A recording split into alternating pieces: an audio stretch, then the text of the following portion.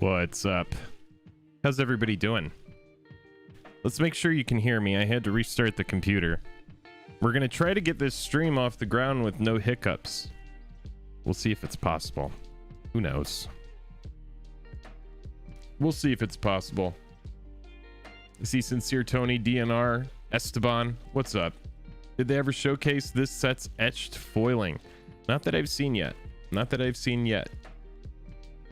I appreciate everybody hanging out. We're going to give people some time to jump in here. Obviously, we're going to be talking about some cards.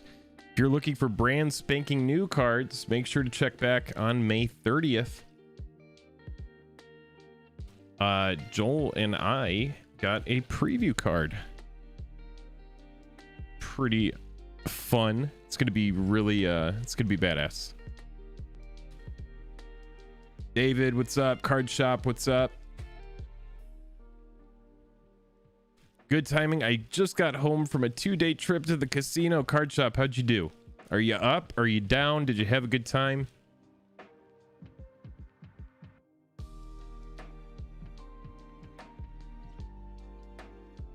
Clay, thanks for hanging out. David, thanks for hanging out. Connor, howdy to you as well. Yeah, we're gonna have some fun. We're gonna talk about some of the new cards. We're gonna talk about and maybe speculate, and there's gonna be a lot of community engagement as well. We're gonna hear from you, see what you think about some of the new cards that are coming out. We might have some stuff that's just like fresh spoiled as we're streaming today. Who knows? Sincere Tony, oh, here we go. What's going on? People, hope everyone's doing well. Let's get it. Sincere Tony, thanks for hanging out. I appreciate the positivity. Card Shop Reality, I did pretty well. You can check out my update over Instagram to see. Okay, I'll head over there after the stream. MTG Gaming Bob, what's up? I appreciate you. Autofocus is showing. Oh, is it really? Damn it, dude. Why is it doing that? Let's try turning the camera off and on again. Let's see how that does.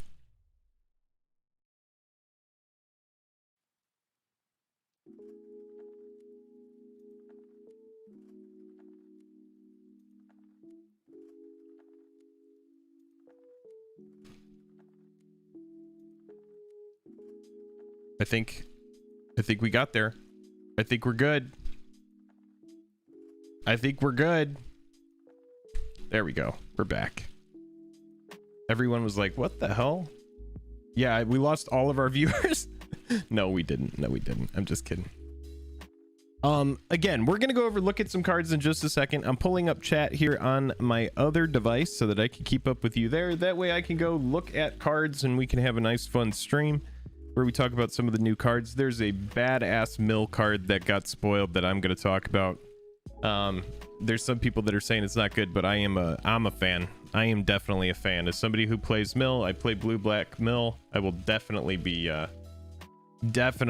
testing out this new card. And again, we're going to talk about it in just a moment. I'm just catching up with chat, making sure everybody's having a good day. I love mill. I really do.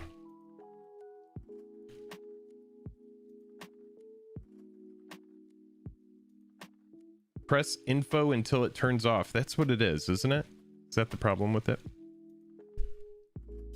I actually thought it was a style choice using the autofocus. No, I don't want that square on my face.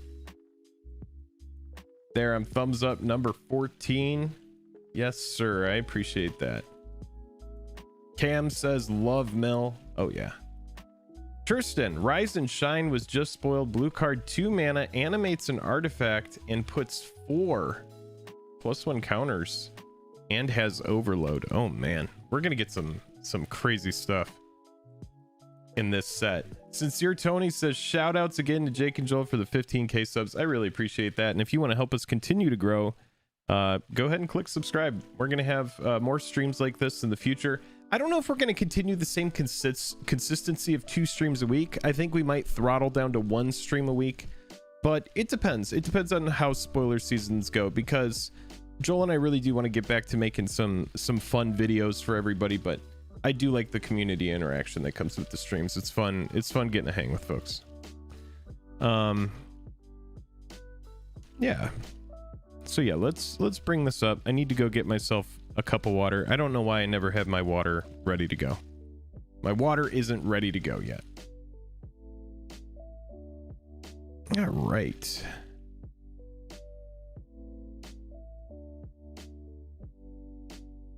Yes, it's here, Tony. Just because Joel does fan fights, and since I've been doing these streams, I just haven't had a lot of time to like focus on the other stuff of the channel that I've typically been doing. So it's like these are great. They're really fun to hang out, but I think they're gonna probably become like one stream a week, at least for me, especially because we have foil quest, and like when new sets come out, we're gonna be opening a lot of boxes as well. So it's really hard to juggle all of that and then also have 2 streams a week as well. I'm gonna go grab water, and then we're gonna talk about some fun stuff. Bruno says, hey, this hour is good. Yeah, we're gonna keep probably the same time during the day, I think. You are very bad at preparing. Bobby Z. I appreciate the kind words. Thank you. Command Zone just spoiled. What did they spoil? Love these live streams. Don't forget to hydrate. That's right. What are you buying? What you are buying rules. Oh, you like that series? Yeah, we'll keep that going. Skip says, sup, Jake? Pause Brown. What's going on? Hello, Skip. Hello, Pause. Good to see both of you as well. Buzz Fuzz. One day Jake will be a YouTuber. Maybe. It's hard. It's hard to tell. Bobby is drunk already. It's possible. All right, we're gonna get into some spoilers here. I'm gonna walk away just to get some water, and I'll be right back. I got you a nice set print for Christmas, Bobby Z. What are you going on about? We have the sweetest patrons over here. I love our community. That is like one of the biggest things about the stream that I really do like the most, is being able to interact with everybody. But it's just like I have other stuff to do when I don't do YouTube. I know it's terrible. Look at the squirrels. Dan is so stoked on the squirrels. Dan loves the squirrels. All right, I'm gonna get myself some water. I'll be right back.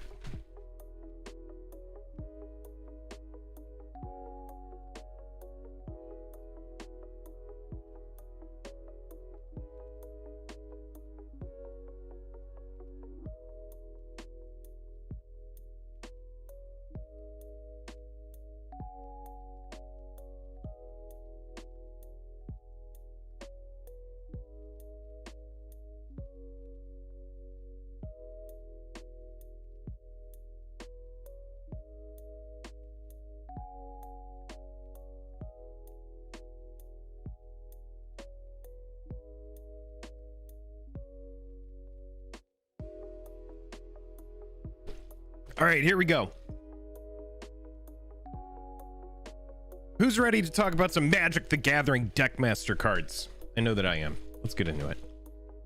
Let's jump into this.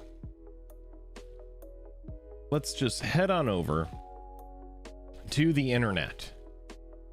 We like the internet, right? I hate these ads. I want these ads to go away forever. All right. We're heading over to the internet. Boom. And just like that. Let's go ahead and refresh this. I imagine we're getting some fresh stuff. Get this out of here. I hate these ads. Get them out of here. All right, let's talk about some cards. We're just going to talk about, like, I guess the newest stuff that's just come out. If you do like these streams, click like and subscribe. Best way to support the channel with just the click of a button. So we have this that just came out from the command zone, and I am going to make sure to credit wherever the spoiler came from. So this just came from command zone, Rise and Shine. And we are using Mythic Spoiler here. Mythic Spoiler tends to have some ads, which is kind of annoying, but it does get the cards up really quick. And I do have an ad blocker on. I don't know why. It's just All right, so Rise and Shine, 1 blue, 1 other, sorcery. Target non-creature artifact you control becomes a 0/0 artifact creature. Put 4 1/1 counters on each artifact that became a creature this way. So let's think of like first thing that comes to mind to me is Darksteel Relic. So this fun card, oh god. Actually, I will use Scryfall for this. There we go. Because the way that this stream is probably going to go is I'm going to see these cards and I'm going to think about certain cards, and that will be where my value is, right? Because as an MTG player since 2009, you may be like, why do I care what this guy has to say? Well, I've been here for a minute. So like many players might be new and stuff, I do offer some insight. Even if it's just a bunch of cards that are backlogged into my brain that I think of. So the very first thing I think of when I see this card, and remember, we have to look at these cards through the lens of not only modern, but this channel always talks about Commander as well. We love Commander, right? But in Commander, I think this card becomes less impactful, except for that Overload, which could be extremely impactful. And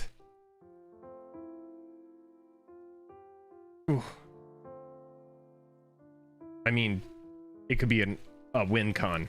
It reminds me of almost like a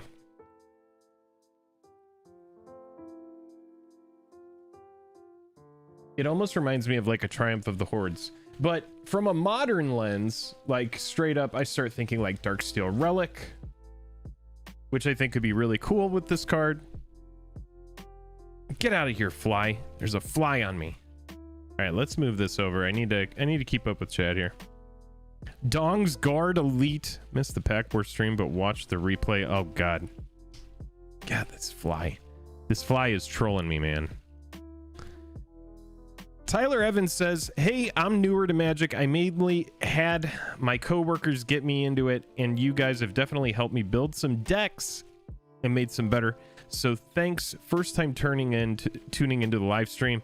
Tyler, thanks for hanging out, and I appreciate the positivity. That's really cool. Corey G, Jake, there are browsers that help block ads like Brave. I need to look into that. I'm very my mind is in a lot of different places, so I just don't have I'm not like super computer savvy, and I will own that. I will own it. I learn certain things very well, but other than that, it's like, man, like I wish I knew the ins and outs of a computer. It's just, I just don't want to put the time into doing it. Get the hell out of here. This fly is driving me crazy. Pause Brown. I'll be doing a video tonight. It'll be about Black is Magic Layer. I'm hyped to open it. Very nice. Make sure to check out Pause's channel later on, everybody, if you're interested in that. Corey G, that in a Brea deck. Yeah, I could see that. Let's pull up Brea.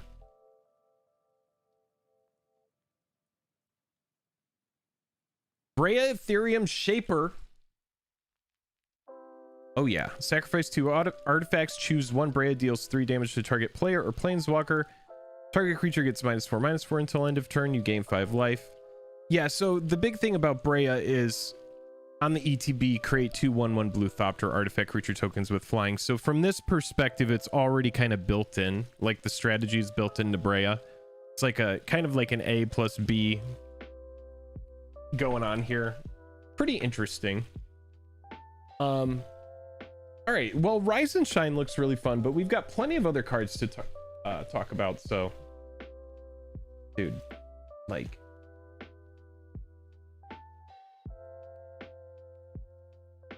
you know what, I'm just not going to do it in an incognito window. I don't care to. We'll just do it over here. That way I can run ad blocker and not have to deal with this shit. There we go.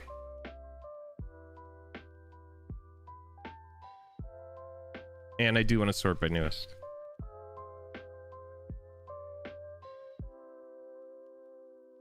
Jeez, leave me the fuck alone.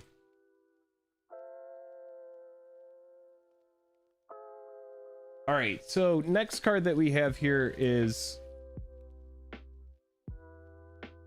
Turarch's Canticle. 1 black, 3 other. Sorcery. This is just a common. Target opponent reveals their hand. You choose a card from it. That player discards that card, then discards a card at random. It's just very slow for modern. It seems like a fine limited card. I don't think it makes it into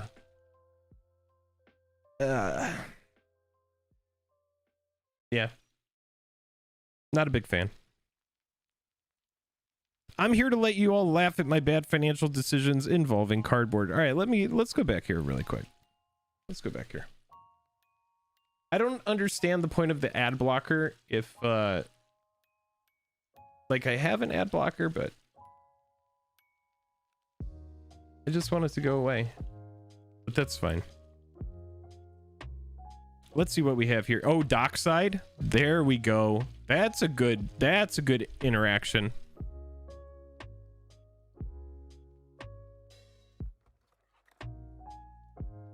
Yeah, Darksteel Citadel, that's a good one too. Pause. Welcome Tyler. Jake and Joler Magic are the bomb. I appreciate you so much. Boss's collector box is 440 now, blowing up. Yeah, I'm gonna wait. I'm still holding. I'm holding out on it. Joseph says, I'm here again to let you all laugh at my bad financial decisions involving cardboard. What did you say, Joseph? What did we miss? Christopher Snyder, I thought it was Donk's Guard Elite, like Badonk. I am really good at reading. That's the TLDR. If anybody's like, what is Dong's Guard Elite? What is Donk's Guard Elite? It is, you had to be there. You had to be there. David, I see them on eBay for $390 still, pre-ordered for $350 cam. That's the way to do it. Skip, it's pretty broken with dockside. Yeah, we just talked about that. It's pretty fun. Yeah, 4 CMC is pretty bad here. Jake, you could be like the Karate Kids with chopsticks while talking about MTG. McFuddy, what's up? All right, here we go. Let's go look at something a little bit more exciting. I'm gonna head back. All right, here we have Lucid Dreams Sorcery. You're gonna have to just forgive all the ads. For some reason, they're out. They're just like hardcore out today. Lucid Dreams, 2 blue, 3 other. Draw X cards where X is the number of card types among cards in your graveyard. Looks like limited. Sorcery speed, 5 cost. I don't like it for modern. I don't like it for commander. All right, spreading insurrection. We're just gonna like go through the cards. That's kind of how I'm feeling. It's like, let's just go through the cards. I'm gonna give you my take and then I'm gonna check in with you. Spreading insurrection, uncommon, 1 red, 4 other. Sorcery, gain control of target creature you don't control until end of turn. Untap that creature, it gains haste until end of turn, and it also has storm. I like that that flavor text. Everyone wants to be on the winning side. I think that this, Ben, do you really think that that previous blue spell is really good in Muldrotha? 5 cost sorcery to draw.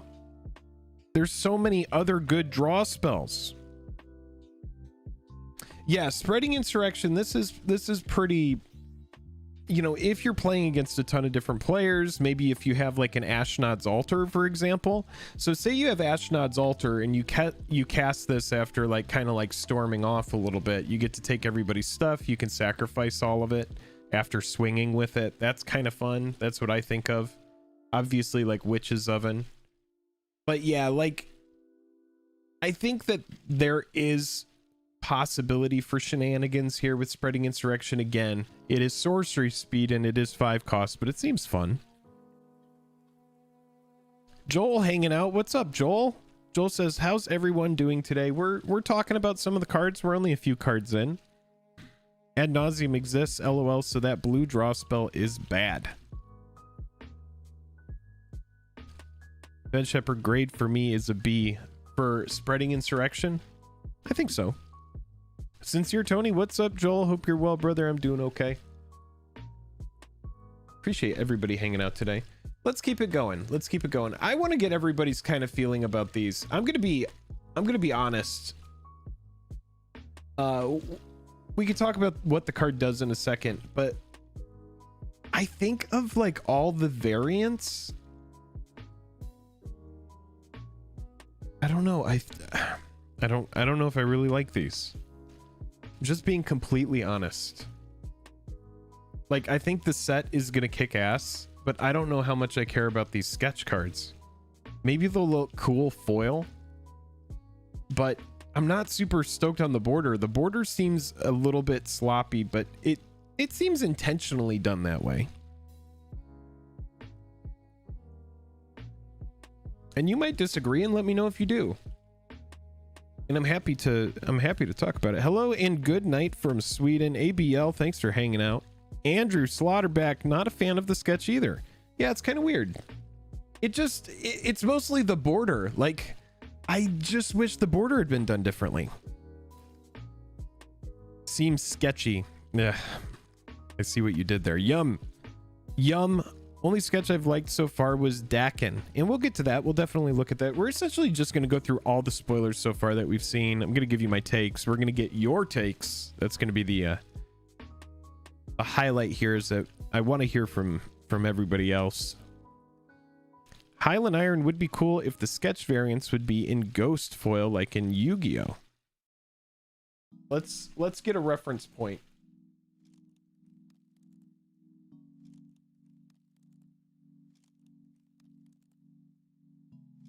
Because I'm not sure what this is. Oh, I see what's going on. So it's like a certain type of foiling. All right, let's talk about late to dinner. Unbordered sketches would look really nice. The sketch depends on the card. The blue one looks great. Ben Shepherd, unbordered sketches would look really nice. Sketches a meh. From Baccaris. Trent, sketch sure border, I agree, is silly looking. All right, let's talk about late to dinner. MTG means magic. What's up? Late to dinner, we got a common here. 1 white, 3 other for sorcery. Return target creature card from your graveyard to the battlefield. Create a food token. It's kind of cool.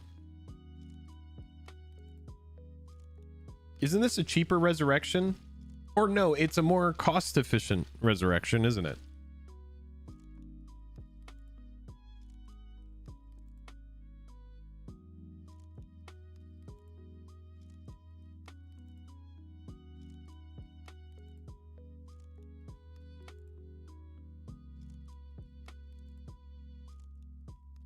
Yes. More cost-efficient resurrection, and then also the upside with the food token to gain the 3 life. It's not awesome, but it's cool. It's a strictly better. I don't know if anybody's going to run 8 of these effects. I imagine you'd be running something like Unburial Rites before you'd be running like a bunch of resurrections and then late to dinner. Yeah, it looks fine. Medium. They can't all be hits. All right, now here we got a common, a modal common. Modal is nice. Break ties, 1 white, 2 other, instant. Choose 1, destroy target artifact, destroy target enchantment. Exile target card from a graveyard. Seems good. I hear something. Was that a new subscriber? I do appreciate you subscribing. Thank you so much. Oh, did it?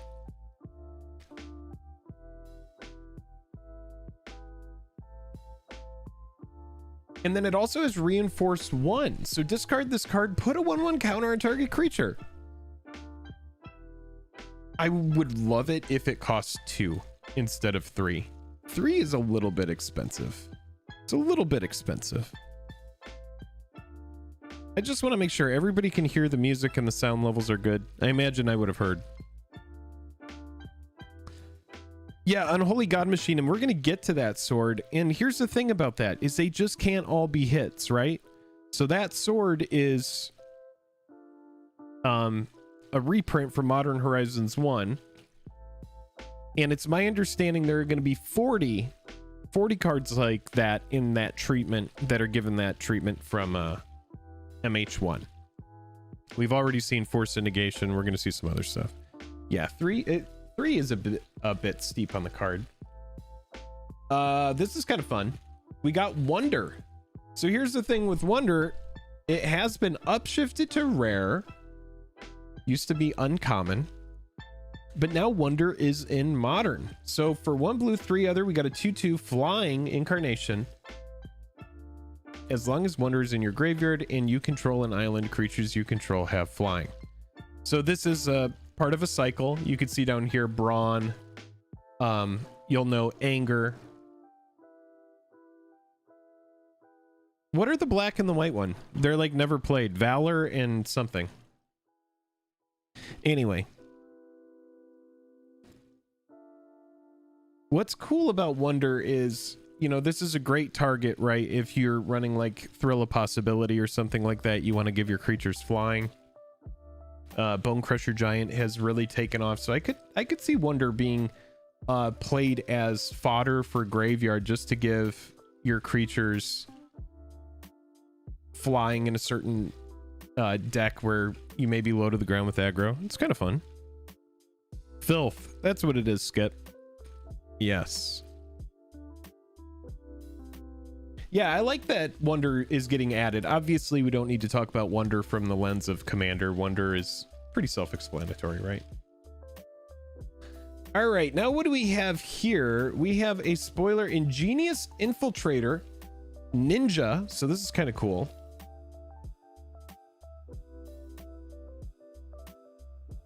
Isn't this a reprint? This is a reprint, isn't it?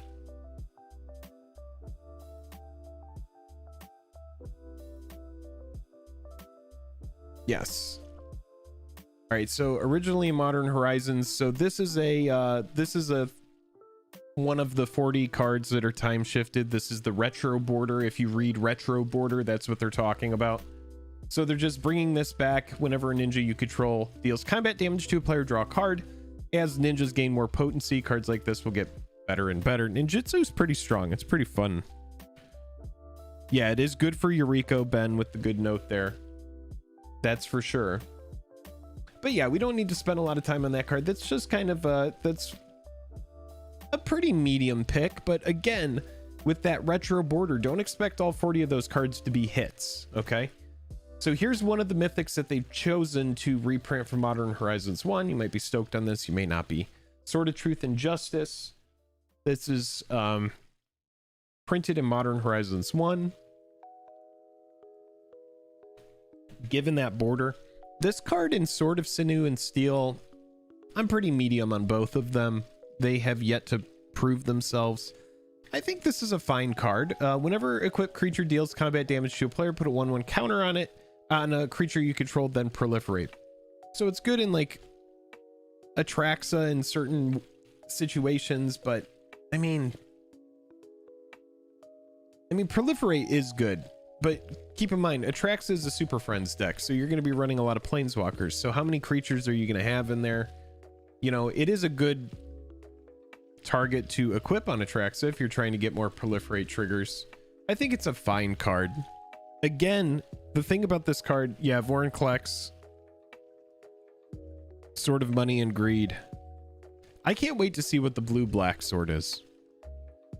Blue, black, red, green, and white, green are the ones that we are waiting for. I run it in my Ukima and Khazur Sultai. Yeah, I mean, it does seem like a pretty... if you value counters and proliferation, it's pretty cool. I mean, it gives you both built in.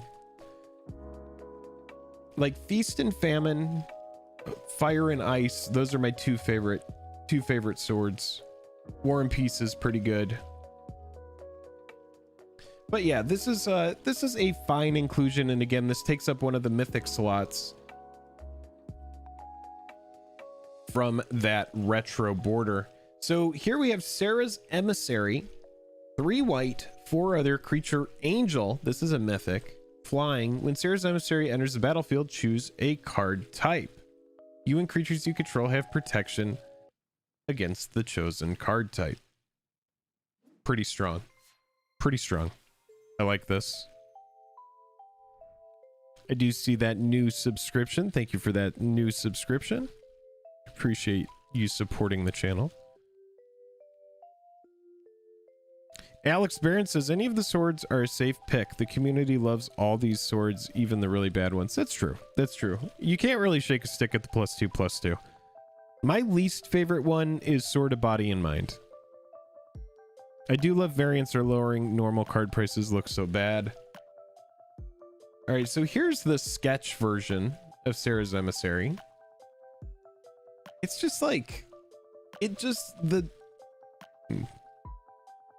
these might be like my least favorite variants. It almost looks like a proxy.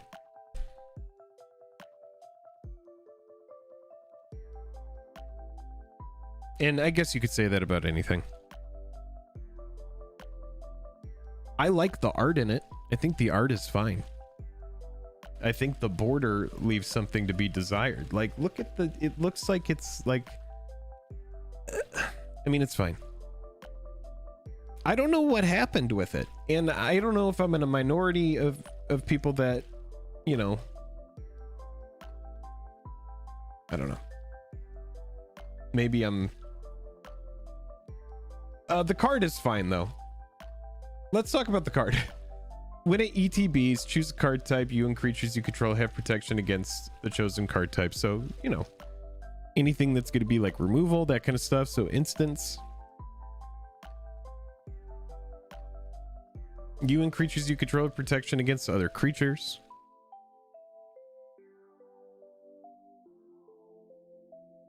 Yeah, the set symbol. That's part of it. Yeah. And again, maybe we're going to see them in foil and just be like,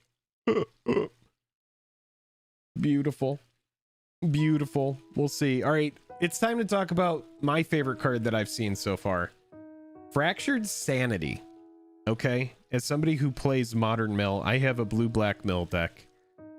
And, you know, there's some people that are like, no, it's not very good. I cannot wait to test it. 14 is pretty sweet. And if you cycle it in situations where you're just trying to like get more cards in hand, or maybe you don't have the mana up for it, you're gonna draw a card and then mill 4 on the cycle. I think it's fun. I'm stoked, man.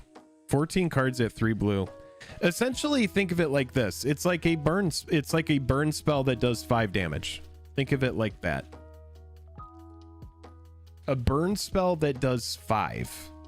So it's like 1/4 of your life total. So there's some people that are saying, no, it's too mana restrictive, but I love the versatility on it. And 14 is good. Because you're going to run the 5, or you're going to run the, you're running 4 Archive Trap. So that's 13, right? I don't know if this is a 4 of, but I would say it's definitely a 2 of.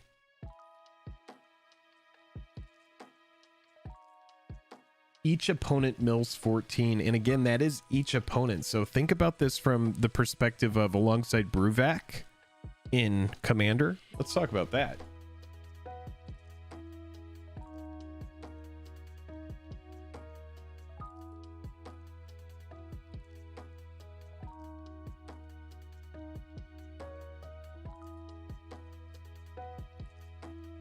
Yeah, Bobby, I tend to agree with you. Bruvac, the Grand Delinquent. If an opponent would mill 1 or more cards, they mill twice that many cards instead. Sadly, this is not legal in Modern. I don't even know if I'd run it in Modern, honestly.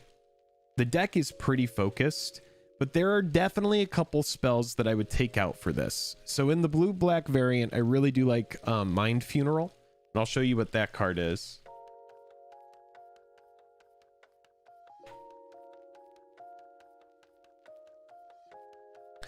And I love this in the 3-drop slot in the blue-black. Obviously, it's going to be less mana restrictive than the card we're talking about. 1 black, 1 blue, 1 other. Target opponent reveals cards from the top of his or her library until 4 land cards are revealed. That player puts all cards revealed this way into his or her graveyard. Now, Mind Funeral is great because in Modern, you're using Fetchlands, you're thinning out your deck. A lot of the time, Mind Funeral can be the game, right? However, I don't know if I can value Mind Funeral over a guaranteed 14. And then also it has the upside of being able to cycle and mill 4 as well. Just from that perspective, I'm like, man, you know, that's pretty good. I see that new subscriber. Thank you for jumping in. Yeah, I can see, like, just based on this card, I can see cards like Archive Trap, you know, obviously the crabs. I would run this alongside all the crabs, the Ruin crabs, the Hedron crabs. I would run it in like an 8 crab type variant where like the crabs are there to make sure that in the beginning of the game you're milling as much as possible, and then you get in with Fractured Sanity, Archive Traps, get in where you can. Now the problem with mill is because burn is such a big deal.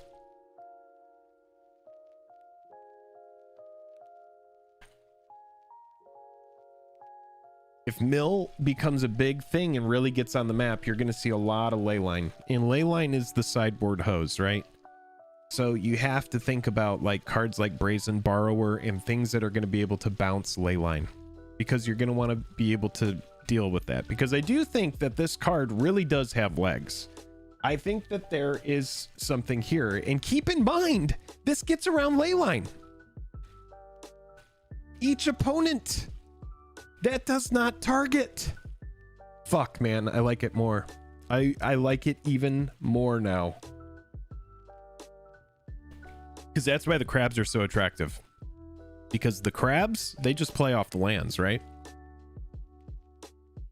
The crabs just play, like when you play the land, the crab mills. This card is fantastic. Like, I almost, because it says each opponent, I almost like it more than, oh no, I don't like it more than Archive Trap, but it's good. At 3 CMC, aren't there cards that can copy it relatively easy in blue? Yeah, and it also makes me want to run stuff like Snapcaster Mage, because like that's not too big a mana restriction. 2 and then 3 to flash it back like late game, I don't hate that. And again, the cycling is freaking good, man. The cycling is good. I see that subscriber. Thank you again for popping in and supporting the stream and the channel.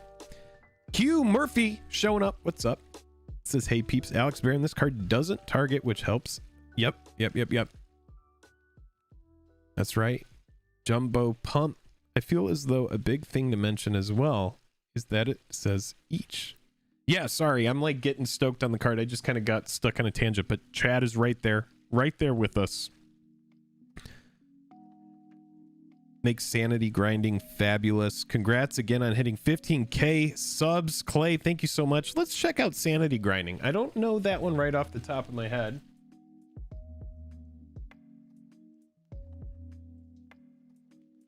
Sorcery, Chroma, and this is modern. Okay, from Eventide here. Chroma, reveal the top 10 cards of your library for each blue mana symbol in the mana costs of the revealed cards. Target opponent mills a card. Then put the cards you revealed this way on the bottom of your library in any order. That's an interesting one to keep in the back pocket. Also this. Are you ready? Get ready for this. Because it's 3 blue, we're going to want Shelldock Isle, because with that hideaway, we can cast the card without paying its mana cost. The land comes into play tapped. When it does, look at the top 4 cards of your library, remove one of them from the game face down, then put the rest on the bottom of your library. And then keep in mind, that's what we're looking for, is that hideaway cost at the bottom, or this ability that the land gains. You may play the remove card without paying its mana cost if a library has 20 or fewer cards in it. So we can tuck away our Fractured Sanity under Shelldock Isle, play it later. We don't have to worry about that restrictive mana cost, and we're probably going to get in, right? It does seem like a 4 of, right? I'm starting to think it's more of a 4 of now, because And here's the thing, because that's an ability on the land, you're going to need like some sort of like trick bind or something to make sure that that ability can't happen. Because if you play the remove card without paying its mana cost, no, they can still counter it. They can still counter it, but no, it's still really good.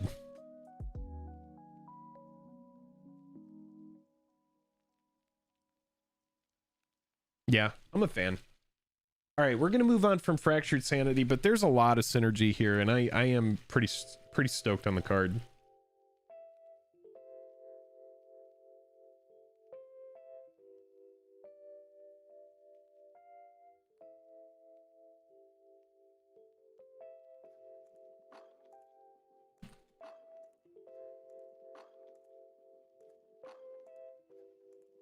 Ugh.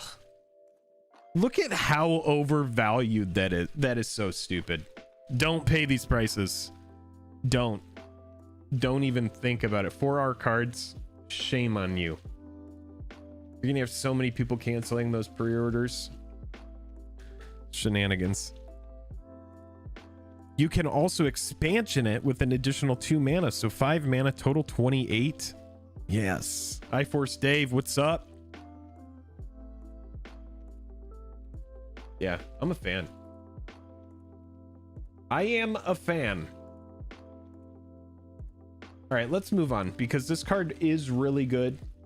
Let's talk about the Squirrel. I know that there is somebody here who is super excited about the Squirrels. Chatterfang Squirrel General. 1 green, 2 other legendary creature, Squirrel Warrior. Look at that squirrel running down the branch here. Get this out of... Why is this ad here? God. The thing is it's disruptive and it moves and shit. If 1 or more tokens would be created under your control, those tokens plus that many 1/1 green squirrel creature tokens are created instead. Leave. Go.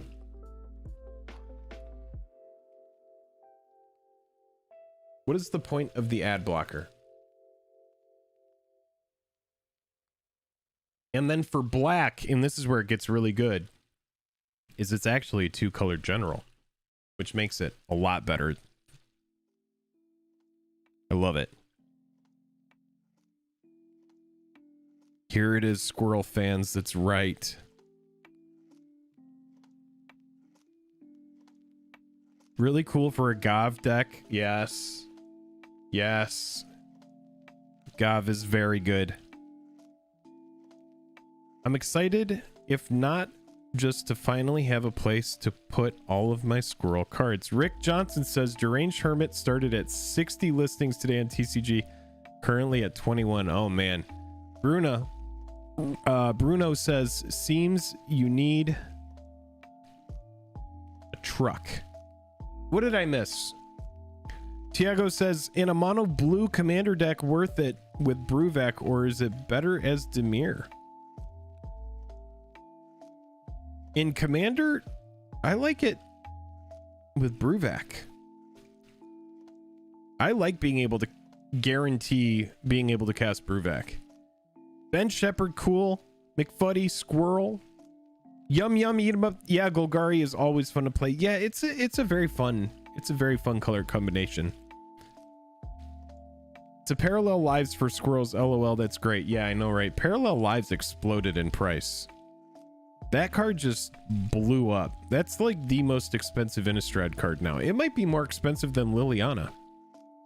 No, probably not. But it's getting there. And with Entomb recursion effect, zombie squirrels, yes. Why black? That doesn't seem like a squirrel color. Maybe it's the warrior within this squirrel.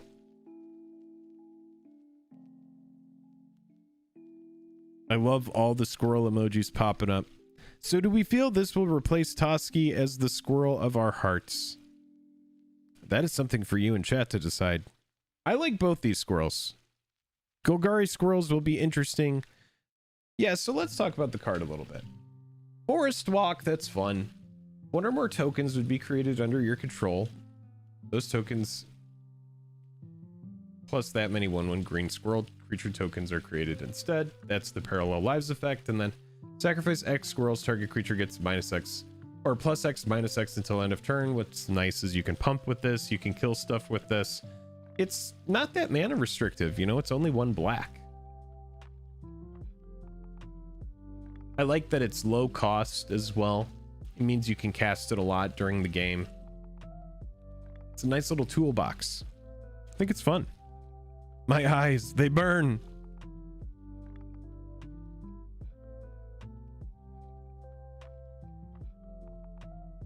Is it because not the scroll? Is it because of the ads? It's because of the ads, isn't it? Can you shed an awesome solo all about the adventures of Toski and Shatterfang? Maybe we can. Maybe we can do that. Corey G, yeah, 2 colors will give more work, give more to work with. I have a Tusky EDH deck and it isn't truly Squirrel tribal. Yeah, let's take a look at Tusky since we have a lot of folks bringing that up.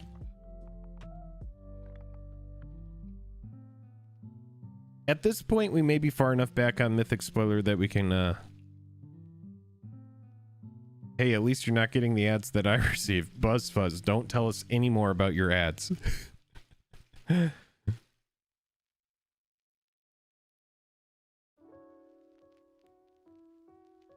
Yeah, 1 green, 3 other for a 1/1. This spell can't be countered, so this card just came to us in call time. Really fun card. Indestructible. It will definitely go in the deck, obviously. Toski will definitely be an inclusion. I do like all the squirrels, though. It seems fun. If you are enjoying the stream, click like and subscribe. It looks like we've got about 200 people watching, but I would love to at least get up to 69 likes. And if you are enjoying the stream, click like and subscribe. That's the best way to support the channel, with just the click of a button if you're just sitting there behind your computer. If you aren't logged in and it's not too much trouble and you're enjoying the stream, go ahead and log in. Come on, help us out a little bit over here. All right, let's keep moving. Let's keep moving. We've got some fun cards to talk about. Let's see if Scryfall is caught up to where we are. I'm pretty sure it should be at this point. Got ongoing previews here. Okay, yeah, we probably just could have been here the whole time, right? All right, so this is what's been spoiled today. You know what? Let's just pick it up here. Yeah, and then we could go back. We'll go back. All right, so yeah, this is nicer. Not going to get all those gross ads. Hey, Jake, I got to run. Those ads are too much, bro. Keep it classy. Yeah, I know. They were awful, right? If the ads are too much for you and you got to get out of here, I understand. I understand. All right, so we've already talked about Fractured Sanity. We've seen both of those variants. We're going to just continue talking about the cards spoiled today, Monday. Let's talk about Squirrel Sovereign. What do you think of this? This is pretty fun. I mean, obviously the card is pretty basic. If it were a goblin, it would cost 3. I will say that, which just kind of speaks to the synergies that exist within goblins that for some reason a squirrel gets away with being a lord for 2. So pretty cool. It's a pretty fun squirrel. I like what's going on in this squirrel's head as well. This is a pretty serious squirrel.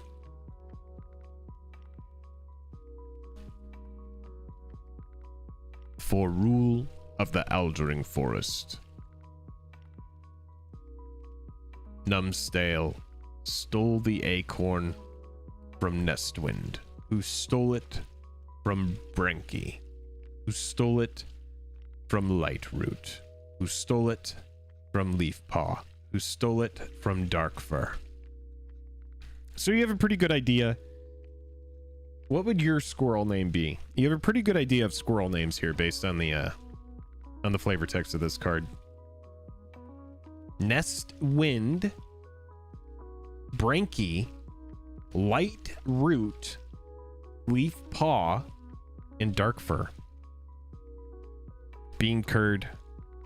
Buswa's names would be Gotta Steal Them Nuts, Flapjack, Baytail, Bloodfang. That's a good squirrel. That's a black red squirrel. Bloodfang.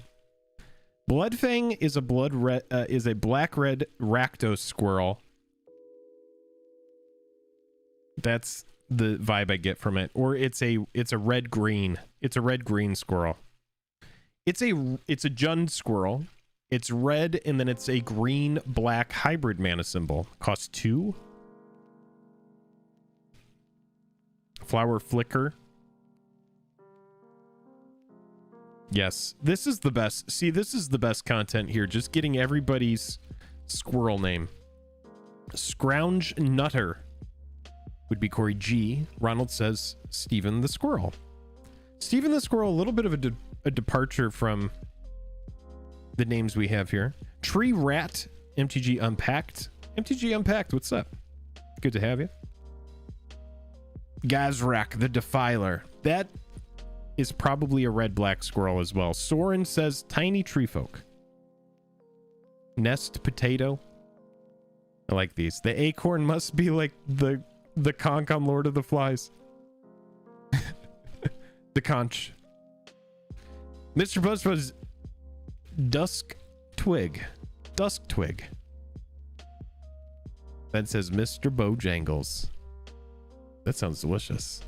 Todd Packer. Todd Packer! Annie, Todd Packer is in stream. Todd Packer's here. Move aside, elves. Squirrels are gonna rule the forest. I would love to see that battle. Shane says Bruce. Squirrel Sonus. Okay. Fenton. Squeaky Cheeks. Animal Sanctuary doesn't synergize with squirrels. Yeah. MTG Unpacked says short break before heading back to work. Well, you got here for the most important pertinent content. Nut Zach says S. Michael 1987. Manreal says Dusk Nuts.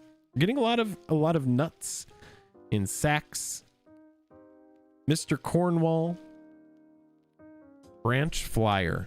I see that, Greg. Ben says Mark Sober also made Squirrel Maze 2.0. Todd Packer, sup, nerds?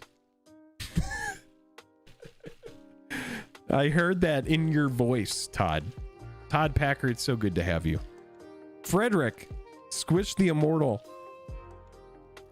Ben says, LOL, Squirrel the Immortal, Soren, but now you have to make a Toskinator deck. What would your name...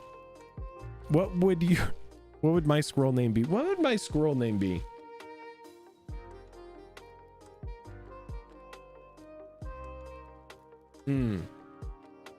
Oh my god, what would my squirrel name be? I haven't even thought about it. Top content as per usual. I appreciate that. Ed, Fluffy Nuts. Once played a 2-mana Sovereign. I once played a 2-mana Sovereign. Let's see. What's the casting cost?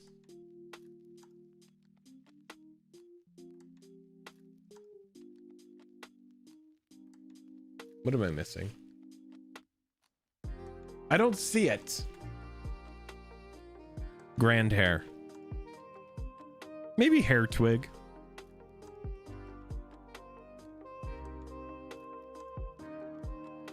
I'm trying to think of what kind of squirrel I would be. Some sort of doomsayer, I think. Some sort of like sky is falling type squirrel. All right, let's keep it moving. Let's keep the stream going here. Very cute squirrel. Squirrel's got a lord, so that's very nice. We have Ravenous Squirrel here for a green and a black hybrid mana. See, like, this is probably my squirrel's vibe right here.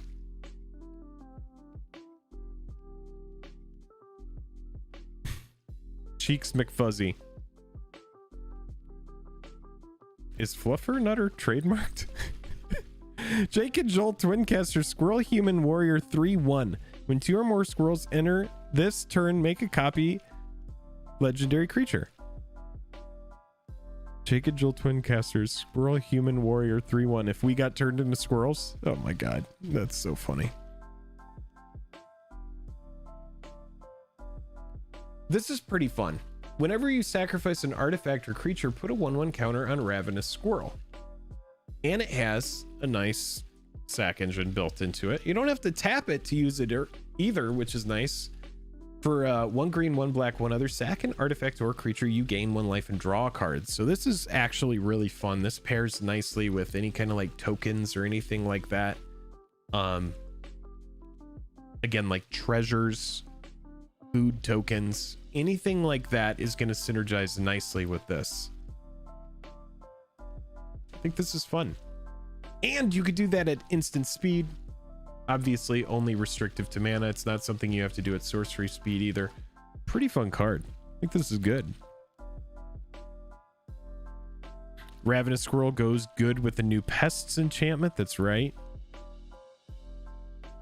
This is kind of a break from talking about Modern Horizons 2. What do you guys think about lessons from or cards with learn and lessons from Strixhaven in Modern? I actually think there might be something there. It's just additional resources, right? I especially like the 2 white 1 other spell that exiles target non-land permanent. Just being able to exile a permanent and replace it with a 3/2, that's pretty good versatility.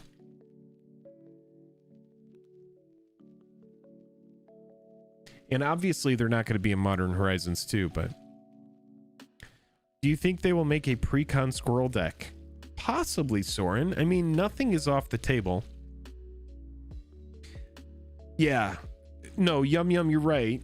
But your sideboard would have to have something you really want to affect the meta with. I think like the best card is just the obviously like the little bit of mana fixing. The search your library and then gain 2 life isn't bad to go grab a land. But then I really do like exile target non-land permanent, and the controller creates a 3/2. Pretty strong at exile. It's nice versatility on that. We'll see though.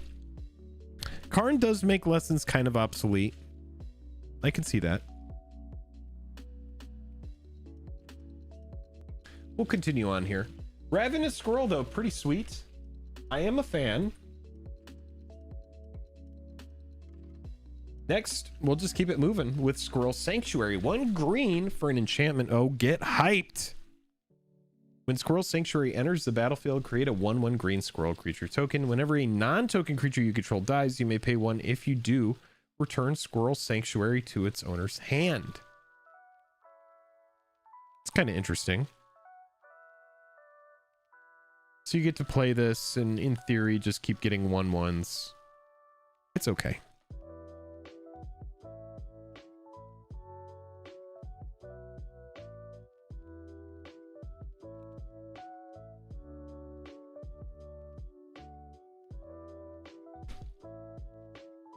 This card is a bit silly and Enchantress, yeah.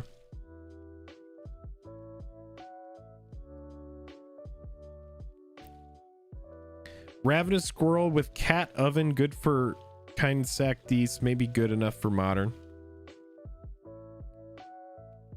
Oh, interesting. I wasn't thinking about it from that lens, and I probably should be.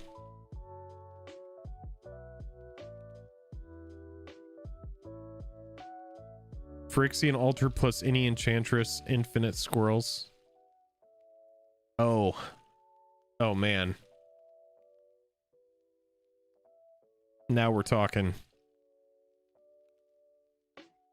Yeah. Yes. That's pretty good. No. No. Because it's non-token. Doesn't work.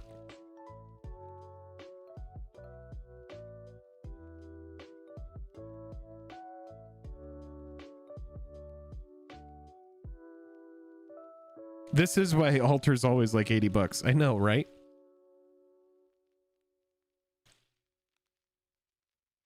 No, but I do think that there's something here, but that's how they protected it. Because if it was whenever a creature you control dies, then it's degenerate, right? Then it just goes nuts. All right, let's keep it going. Squirrel mob now. We're just getting through all the squirrel stuff. It's like squirrel time here. And then again, we are going to play some mill today as well. We're going to play some historic mill for the second half of the stream, but we are going to talk about all the cards we have going on. So 2 green, 1 other for 2/2. Squirrel mob gets +1/+1 for each other squirrel on the battlefield. This card had a lot bigger price tag attached to it until it was reprinted in Secret Lair and then the list. It had just 1 printing in Odyssey before that, and then has since had its price satiated. Remember, there is a big thing you need to keep in the back of your mind if you're just now joining MTG, and that is scarcity. A lot of cards are going to be very expensive. I was just having a conversation with somebody about Imperial Seal, and someone was saying if Imperial Seal got reprinted in Modern Horizons 2, it would still be like $500 or $600, and I was like, no, it absolutely won't be $500 or $600. We got to remember Imperial Recruiters. We got to remember Grim Tutors. All of these cards that had a huge price tag until they were reprinted, even 3 visits, for example. So just keep all of that in the back of your mind. I do see a new subscriber popping up. I do appreciate that subscription. Thank you so much for joining us, and I do appreciate you spending your time with Jake and Joel or Magic. I am Jake. Joel might be hanging out. He might still be there in chat, but if you're just now joining, thank you for spending your time with us. Let's keep it moving. Squirrel mob, pretty fun, pretty basic card. It gets bigger for the more squirrels there are on the battlefield. Not really much to talk about other than that. And here we have a retro card from Modern Horizons 1. This is a reprint. Again, keep in mind, these cards are going to have a big premium in theory, just because they have this retro frame, which Time Spiral Remastered brought us. Let's talk about this though.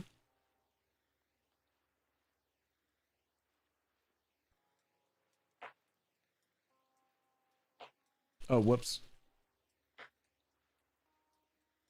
All right, so you see how on this foil here, oh, they don't even show it. Did they put the star? Did they put the shooting star on did they put the shooting star on Time Spiral cards? On foils?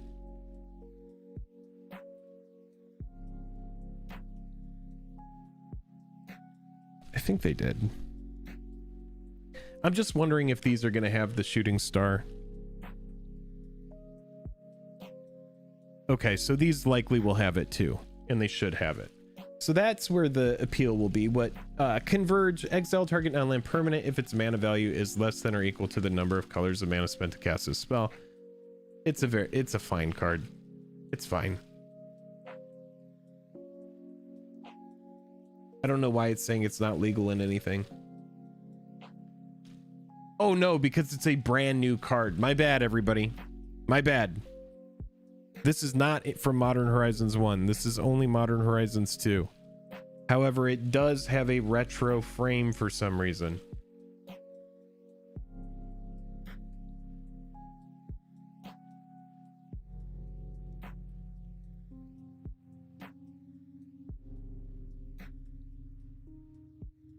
Wait a minute.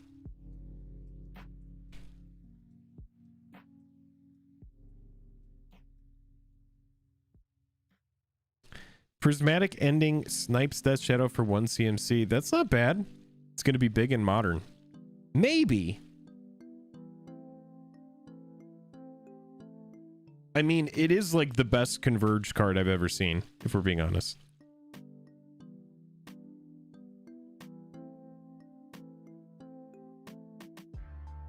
I don't like how each card says 30 different versions at release. It's a nightmare to know where you can... I know, right? Yeah.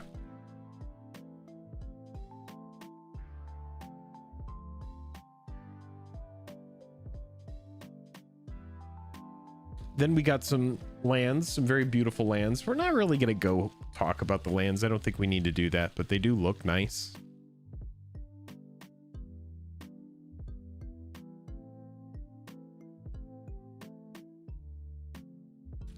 Wait a minute. Maybe we do need to talk about the lands. I'm pretty sure this... These are reprints, aren't they?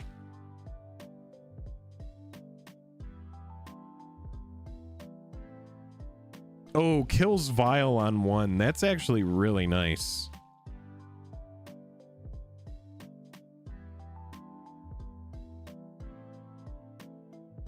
Yeah, I recognize this swamp too. Okay, cool. So the lands that they're picking are actually really nice as well. Very nice. That's an Odyssey Plains, says Joel. Yeah, what a nice plains, right? See that new subscriber popping up. Thank you so much.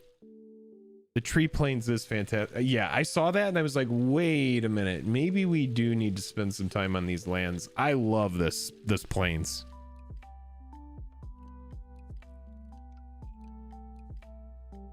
Yeah, Mirage Island. Lots of nice ones.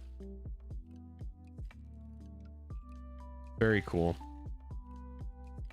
I guess we should get into a couple of the heavy hitters here that we've seen. I know that some folks have probably talked about some of these cards as well. You see the etched land on the MTG Twitter.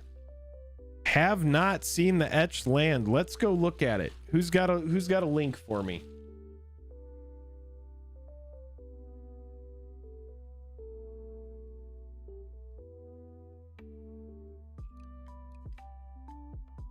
What do we got?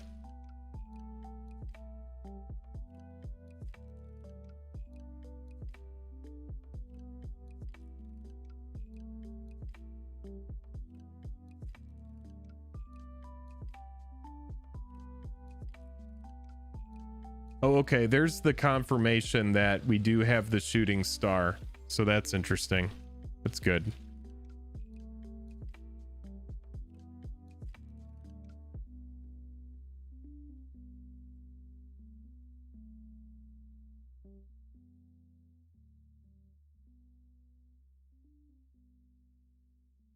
Oh, here's the etched treatment.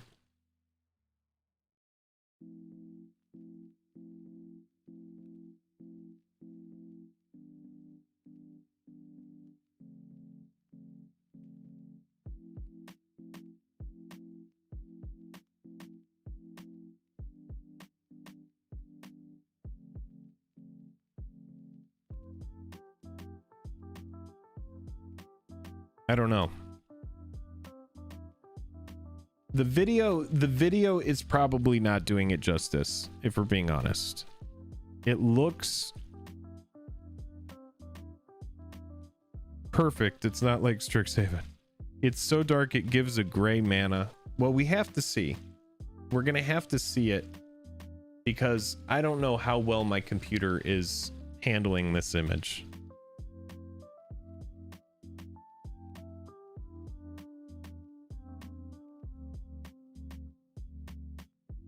We're in Variant Nightmare Etched Hell. Okay, and let me ask you this. Did anybody feel like some of the Strixhaven cards, like there were some of the foils that just felt like, I don't know, it felt like the card was almost like a different consistency, like a different, I don't know, it just felt different. That dockhand was etched. Manreal says OMG. I don't know what you're OMGing about, but yes, we are very excited. It's a Zombie Things Gaming. Are they trying to make cold foils from Flesh and Blood now? Oh, who knows? Who knows? I have seen some of those cold foils, but I haven't held one in my hand, right? The holder is lighting it up with the flashlight, LMAO. No, I think they are just like very, like a tiny bit of movement in their hand there, I think is what's going on, possibly. King Poundcake says, yeah, agreed. Felt weird. Yeah, some of the cards, it just felt almost like the cards were like porous in a way. I don't know. It was weird. Brian, what's up? Good to see you. Mr. Buzz says full screen the Merfolk. All right, let's do that.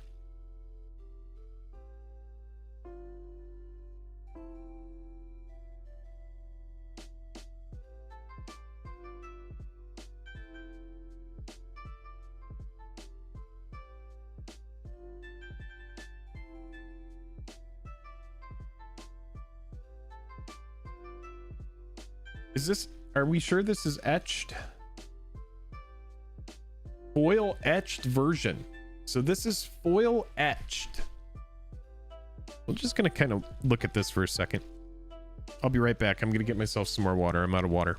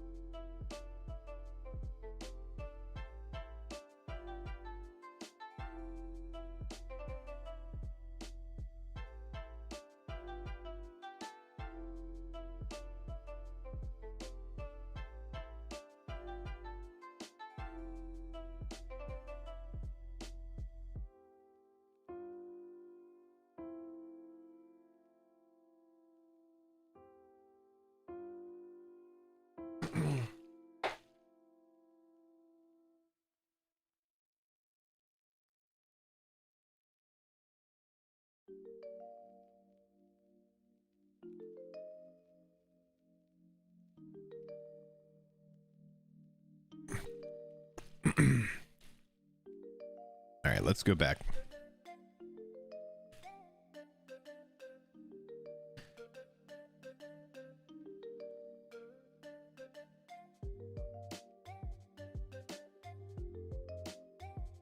All right, let's catch up.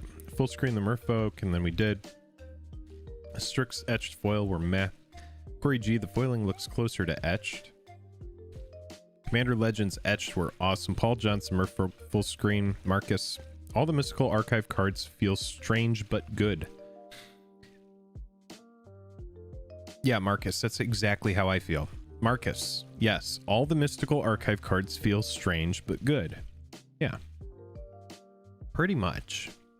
They have like a weird, like, I don't know, like the back of the card feels weird. Kurt, what's going on? Says, sup guys. Paul Johnson, that's etched also. Empty Red says, I like it. Yum yum, eat 'em up. A little ink on the card there. Yeah, kind of interesting. BuzzFuzz says, I'm less impressed. Adrian, did you look your own channel up on Scryfall? Did I? Maybe it just has, maybe I did. Sometimes I will have like a mental lapse. It'll just be like on the wrong thing and I'll just be thinking about something else. I very well could have. That's funny.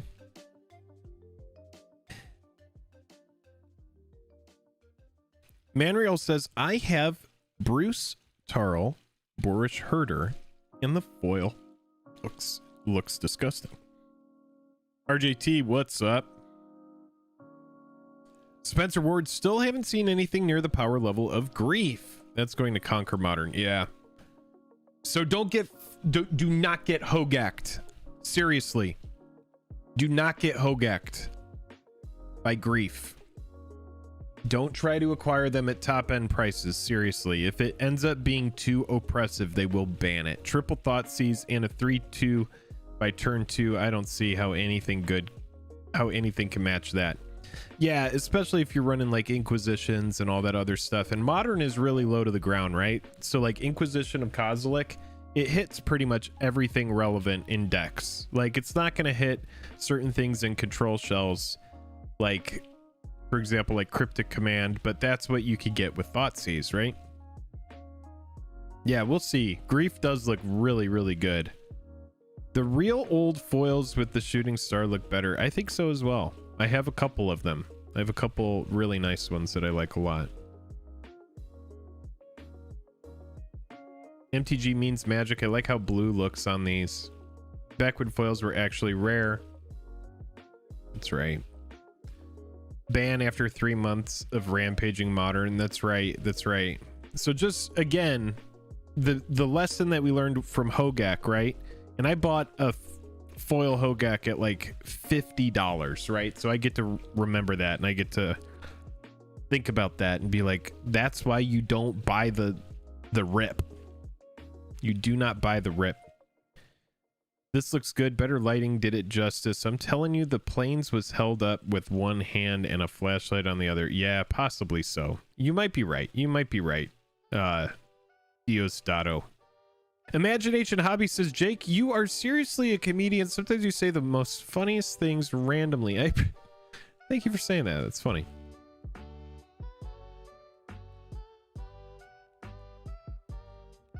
Paul Johnson, someone made a fake incarnation card blue. That was a flash creature that was better than Force of Will with Evoke.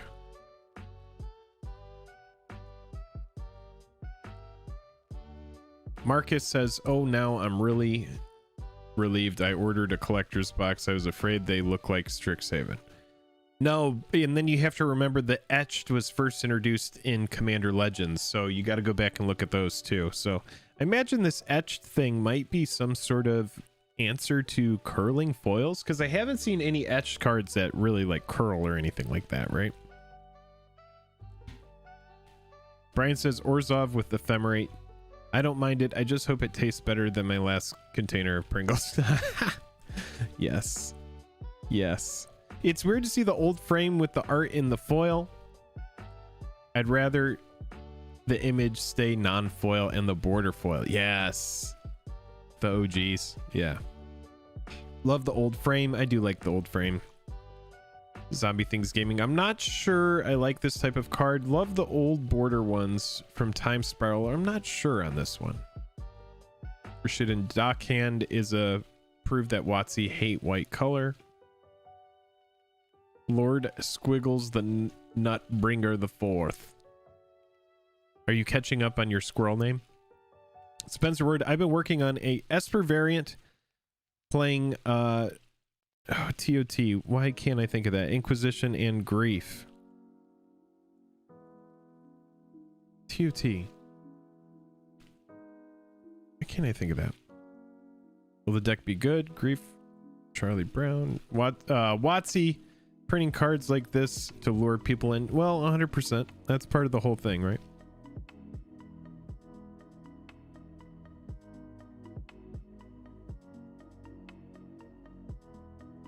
So it has some evasion, banning stuff. Brian says, when you come up with a deck list, Spencer, hit me up on Discord. Someone needs to tell me what TOT is. For some reason, I can't remember what it is. I pulled a mint, near mint Psychotog about a week ago. Nice. Foil. Very nice. I play Legacy Dredge and Grief looks mighty delicious. Oh, yeah. Grief does look very good. In before the green one draws spells. Todd Packer says, Merfolk carrying boxes in a port. Honest job for honest work.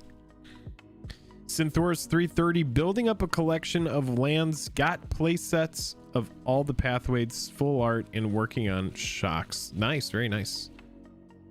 Imagination Hobbies, maybe it's the warrior within him. Jake, what are you watching right now? Imagination Hobbies. It's not fair that Merfolk isn't a pirate. I'm sorry, pirate deck playing people. Like, literally how it's not a white card. Marion says hello here. Hello, Marion.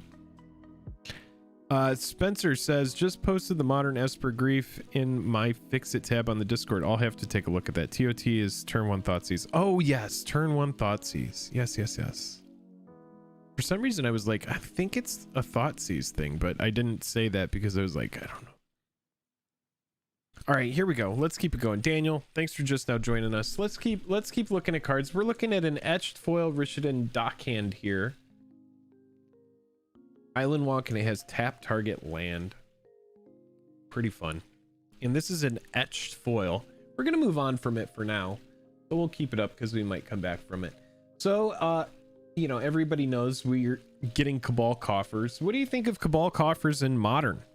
I was not expecting this, to be honest. And I know that some people are saying it's actually pretty slow for Modern, and maybe so, but I do think that it's pretty nuts. We are finally getting a Cabal Coffers reprint. Expect the price of the card to go down. Even though it's printed at Mythic, I would say don't expect it to hold these prices.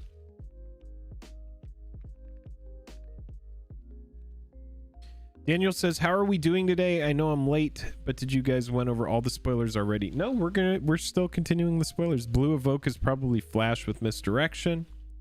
Synthorus, what do you think, and how much will the enemy fetches lower in price?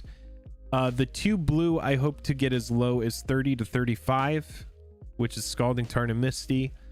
I hope for Verdant to hit a $25 price point, and I would love to see Arid and Marsh Flats both hit 17 to 20 a piece.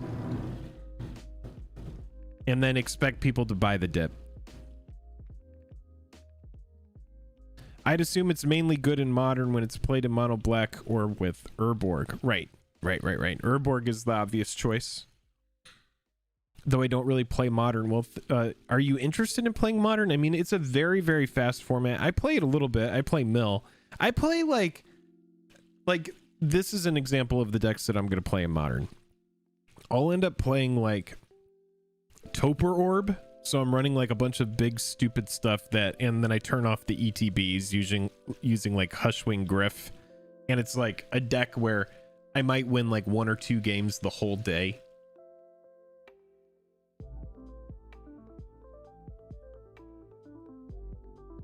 But I run stuff like this alongside Toper Orb. Like that's the kind of thing I would play in Modern. I would also play like Cat Oven. I would play Mill. It's just like silly decks.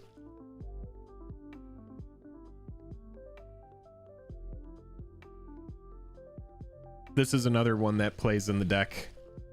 Just like a 7/7 for 2. It's silly. But yeah, Modern is very it's very focused. It's a very fast format. It's super low to the ground. It's like a lot of games are like decided by like turn 4. Or if the game isn't over, it's pretty strongly evident who is going to win. Grief is currently hovering around 80. Don't. No. You're not allowed to buy it at 80. You aren't allowed to buy it. Everybody, FOMO coach, we're here. You aren't allowed to buy this at this price. You're not allowed.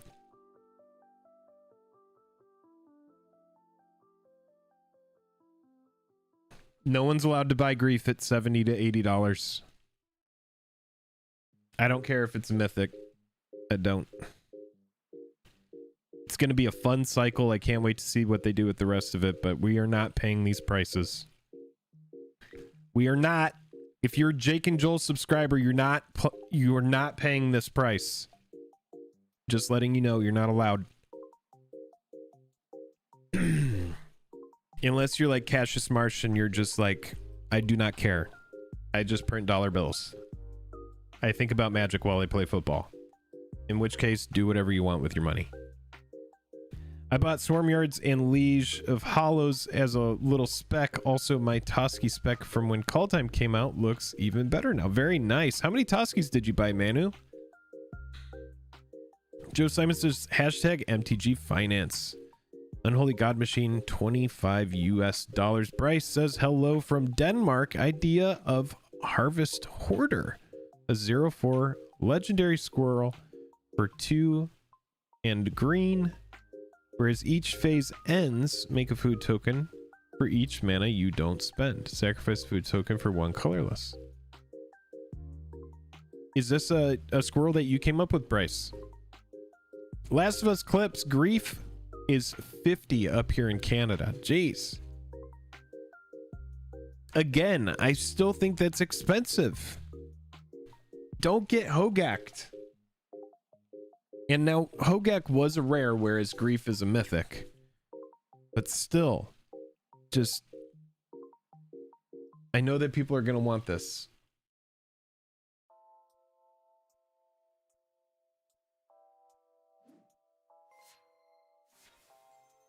The evoke is really good.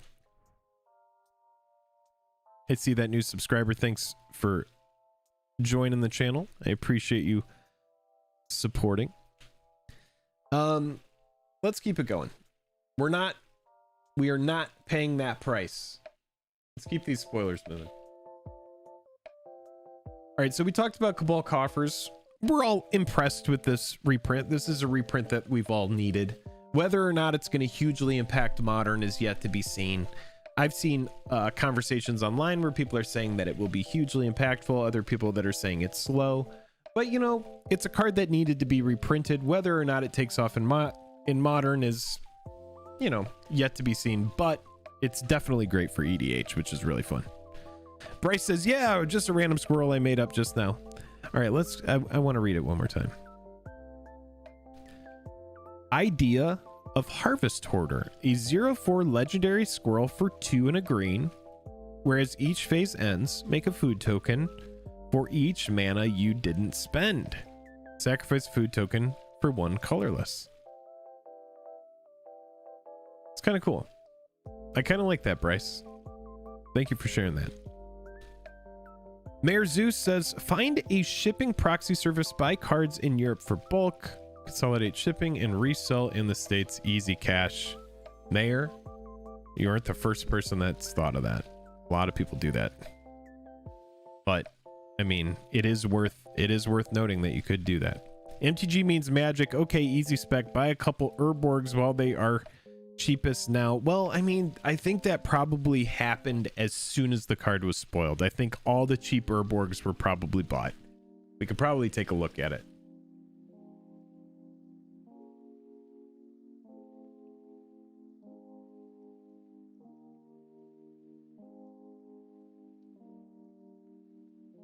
We're going to look at completed listings really quick and just see what happened in the last couple days.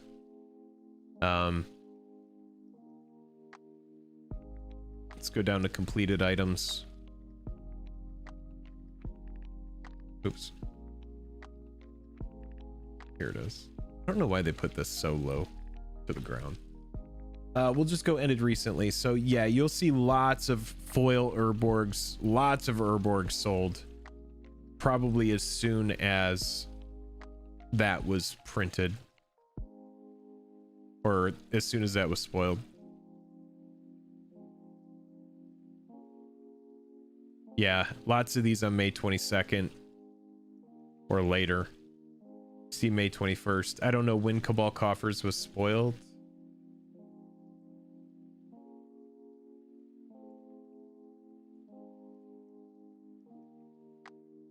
That was on May 20th. So yeah, everything May 20th or later would have just been a feeding frenzy on these.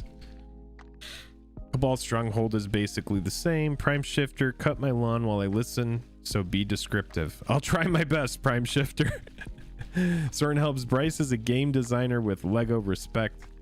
Are you really? Good for you, Bryce. That's really cool. Wayne, I think it's no secret not to buy before release and wait some weeks to get a good price for singles if you want to play the card early or just use proxies. Yes, for sure. But Wayne, it is worth noting because we do have people that are new here. So just in case somebody's listening that might, you know, they might not want to throw their hat in the ring as far as jumping into chat, it doesn't mean that they're not sitting there trying to get advice and stuff like that as well. So I do like to keep that in mind. But yeah, if you are new to the game, you know, proxy the cards, wait after the set comes out. This is going to be a printed demand set. which means Wizards of the Coast. Let me take you into my imagination board meeting where Wizards of the Coast gets together, right? All right, everybody. We're about to reprint Fetchlands. Oh, Fetchlands. Fetchlands are going to be great. Great. Perfect. All right, but what you don't know about Fetchlands, we have one of these nerds here in the room. Here, nerd, come up here and describe what Fetchlands are. Hi, I'm here to talk about Fetchlands, and I work at Wizards of the Coast. I don't have time for this. Tell me, what is this nerd trying to say? What he's trying to say is that Fetchlands are very precious in the game, and they will make us a crap ton of money. Oh, money. Yeah, perfect money. So with this set, what we need to do is we need to print a ton of it. Print to demand, because people are going to open a crap ton of it trying to find these Fetchlands. Oh, okay. Perfect. Yeah, we're going to chop down the trees. We'll create the cards, and then, yeah, we'll print a ton of Modern Horizons 2. We're going to print more of it than any other set. There you go. That's basically how that works. So now that we're all caught up and we're like, okay, that's what's going to happen with this set. There's going to be an absolute shit ton of it. We need to hold off. But yeah, all of that on Wayne's comment there. I just wanted to say that. Stronghold is way worse than Coffers. Yeah, I'm in Europe, and I would love to sell my collection in the USA. Yeah, there's a feeding frenzy over here. We see it with Pokemon. We've seen some pretty crazy videos with like Pokemon cards being released, and then just it's nuts. Synthora says, what's your opinion on the future of Pathways? I can't imagine them being on a low price forever, at least the full art versions. Yeah, they're not awful. I in EDH kind of like prefer dual land, but the versatility isn't terrible. And again, I do think that there are certain formats that are going to want 4 of them, be that Pioneer, if Pioneer comes back in a big way. Modern, I don't know if Modern's going to want them or adopt them. Maybe some people in Modern have. I need to go back and play some Modern. It's been a minute since I've played it, but I do love that format. But yeah, Pathways will have desirability. I don't know if it's going to be huge in EDH. For me, they're not hugely desirable in my mind in EDH. I'm sure some people play them.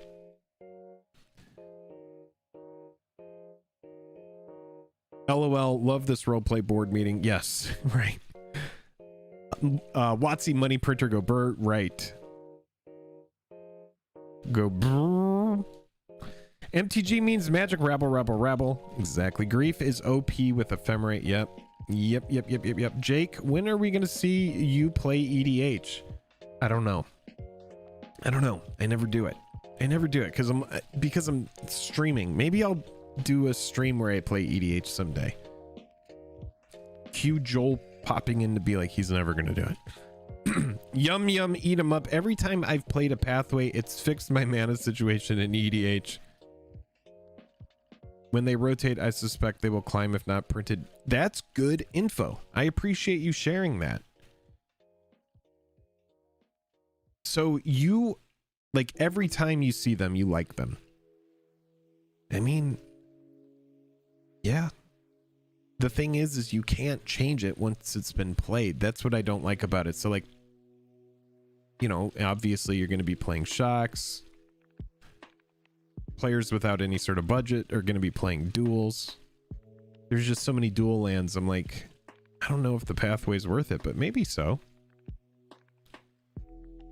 I wish they were fetchable. That would have been better. Have I tried Spell Table? I've heard and I've been invited to play it. I just haven't set it up yet.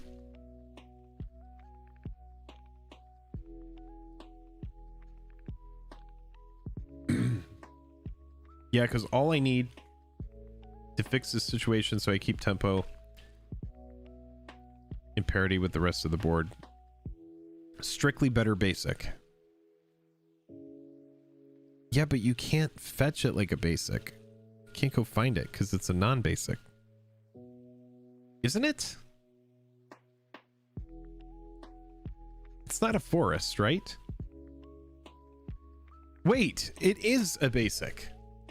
Hold on. God, why am I... You already have a top-down camera. You don't need to set up anything for spell table. I don't. Yeah, that was my problem with them. They don't have basic land types. Because then I would love them, obviously. I would have made them way OP. All right, let's keep going. Let's talk about Usury Fortune's Flame here. 1 red, 1 blue, and 1 other legendary creature for an Efreet flying 2/3. When it attacks, choose a number between 1 and 5. Flip that many coins for each flip you win. Draw a card for each flip you lose. Deals 2 damage to you. If you've won 5 flips this way, you may cast spells from your hand this turn without paying their mana costs. Yeah. I think EDH.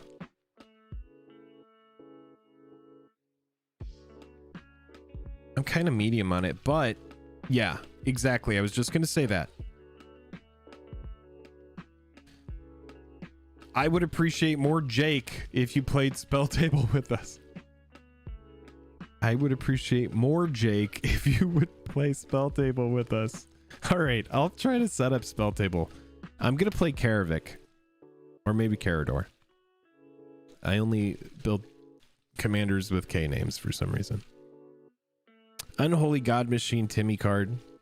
Yeah, it's silly, but with Krark's Thumb, it gets better.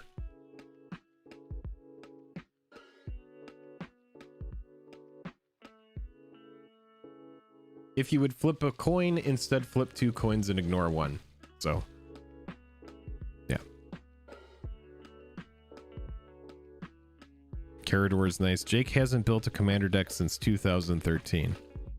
That's not true. I have built commander decks. But no, my collection is all over the place, so it's been a long time.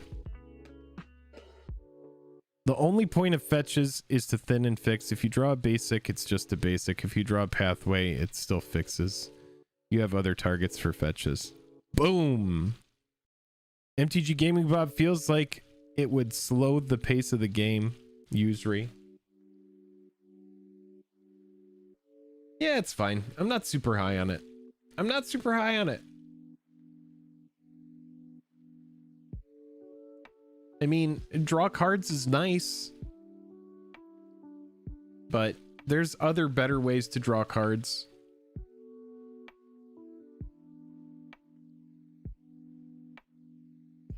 All right, let's look at another sketch card here.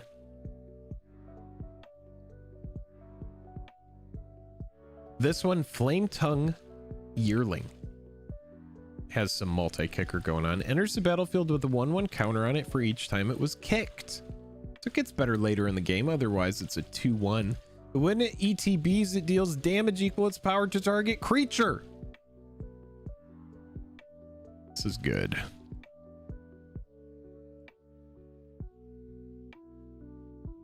This is gas.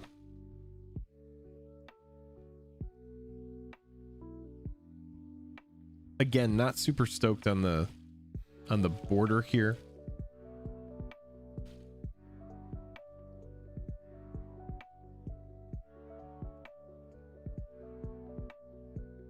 Synthor says, I do wonder why some of the list cards are more expensive than the original versions of the cards.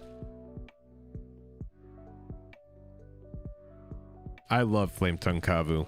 Yeah, Nomad Kai.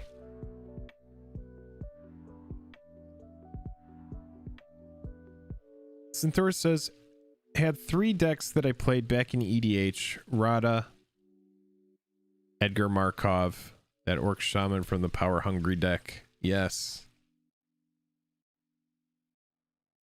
Nathan Buckton, sketch cards look like conspiracies.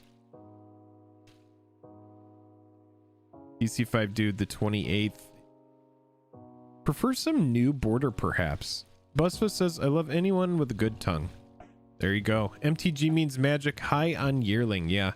I mean, that ETB is just very strong. And then the fact that later on, it gets better and bigger with that colorless multi-kicker. Yeah, I'm a fan. You do like the card frame. If you like the card frame, that's awesome. Like, I was just talking to Chad earlier, and I'm not high on the card frame. That said, we can't all like all the same stuff. Pixel says, yeah, some already get it. Squirrel time, just bought 3 secret layer. I hope you like squirrels from Card Market. I watched just a few openings and the Pringles effect is not really bad. Pixel, fill us in with the squirrels. Is this at the point in secret layer where they are actually wrapping the cards within their own cellophane? Because the first secret layers didn't do that. They were just cards behind a plastic shield, like Kaleidoscope Killer's very first bundle. But they did start making that correction with recent secret layers. I have some, but I haven't opened like any of my secret layers, and I probably need to because they take up a lot of space. I wish they would make the packaging smaller. Check out the frame in Gavin's video. Did it just come out today, Soren? We'll go ahead and take a look.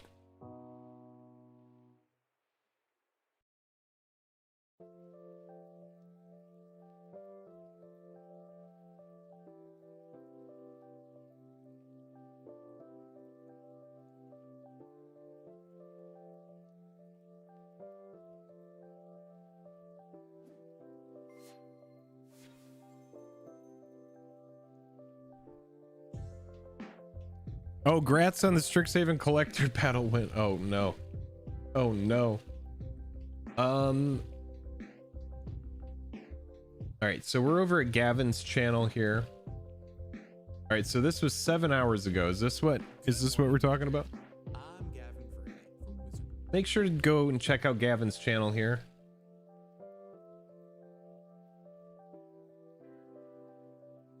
Gavin's got some fun interactions with some of the new cards.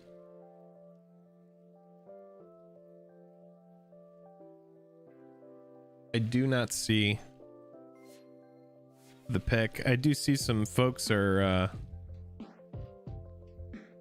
subscribing. I appreciate you supporting the channel. Thank you for those subscriptions. Yeah, you know, I don't see it in this video. We'll have to wait and take a look at it. Maybe it's on Twitter.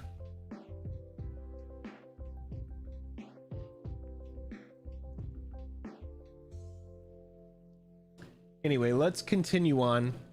I do like the 2/1 that enters and deals 2 damage to something. That's very strong in Modern.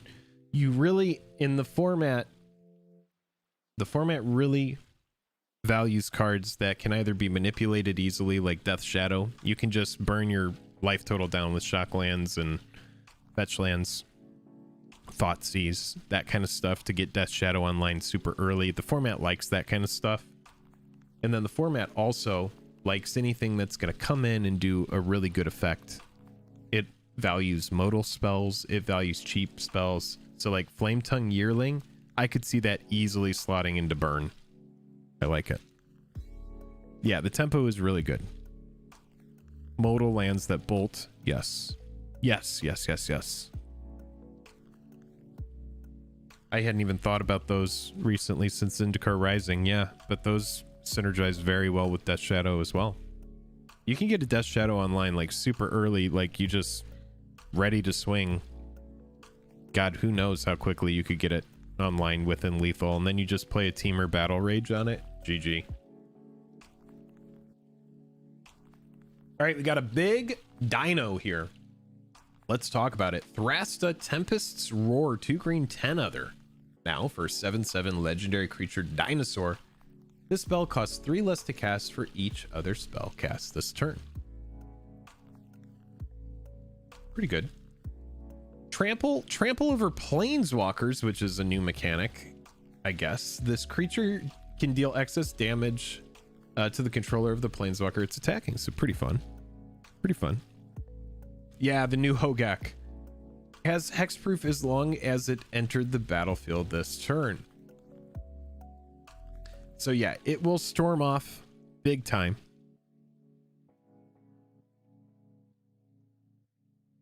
New sword, where is it?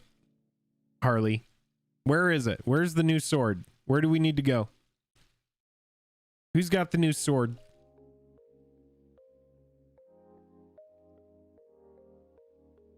All BuzzFuzz says, I don't see this dino doing much. Yeah, it's like Dredge comes to mind, right?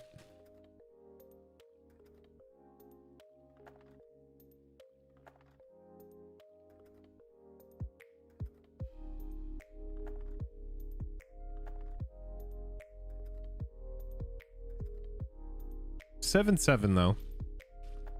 Kind of medium. At least it has trample, which is good. No new sword, just an old print of Truth and Justice. Got it. What did you see on Reddit? White and green.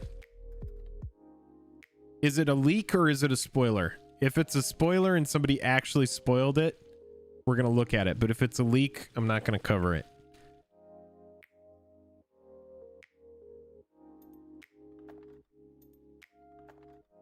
I can't tell if you're trolling, but I am very excited to see the green-white sword if they actually did that. Let's keep this going. We'll do a refresh just to see if the sword got added.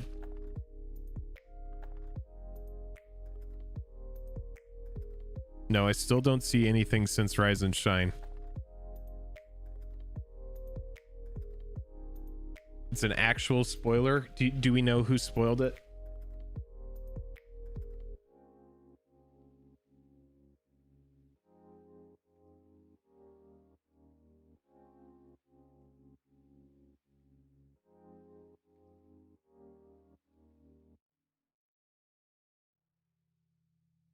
No, I still don't see it. I wonder about Earthcraft and Deranged Hermit, both reserve lists. Bought 1 extra Earthcraft and 3 extra Deranged Hermits. Yeah, I got in on Earthcraft. I bought 2 for $60 a piece, like during COVID, like when COVID really was full swing and like the market just started going crazy for reserve list cards. It was wild. All right, let's keep on scrolling through these. We've talked about the lands. We've talked about the yearling. Obviously, Unmarked Grave. I do appreciate all these subscriptions that are rolling in. If you do like the channel, click like and subscribe. It's the best way to support the channel with just the click of a button. I am Jake. The other half is Joel. Joel's not here today, but he is hanging out in chat. If you see anybody chatting under the Jake and Joel name there. But I do appreciate everybody's time. All right, so Unmarked Grave, search your library for a legendary, non-legendary card, put that card into your graveyard, then shuffle. So this is kind of like a Buried Alive type variant, right?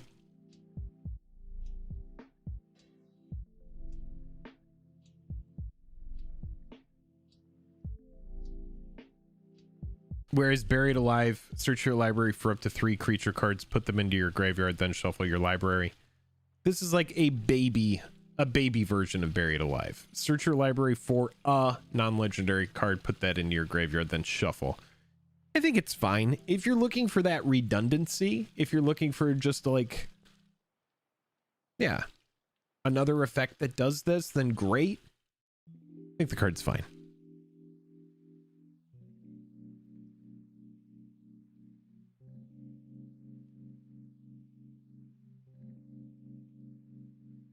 Yeah, Fractured Sanity is my favorite. It's like my favorite card. The sword is real. We've got a green-white sword, and it is in Spanish. I want to see it. As long as it's not a leak, we're going to look at it. If it's somebody who opened a pack online and it's posted on Reddit, I don't want to cover it. But if it is an actual spoiler, we're going to go look. We're going to go take a look. Matt, can you send it to my Discord? Are you in our Discord? Because YouTube might auto retract the link when you post it. But I do want to check it out.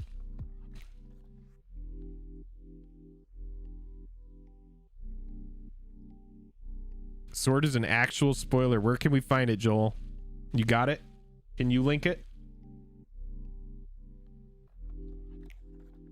In the top of our Magic TCG. All right, we're going.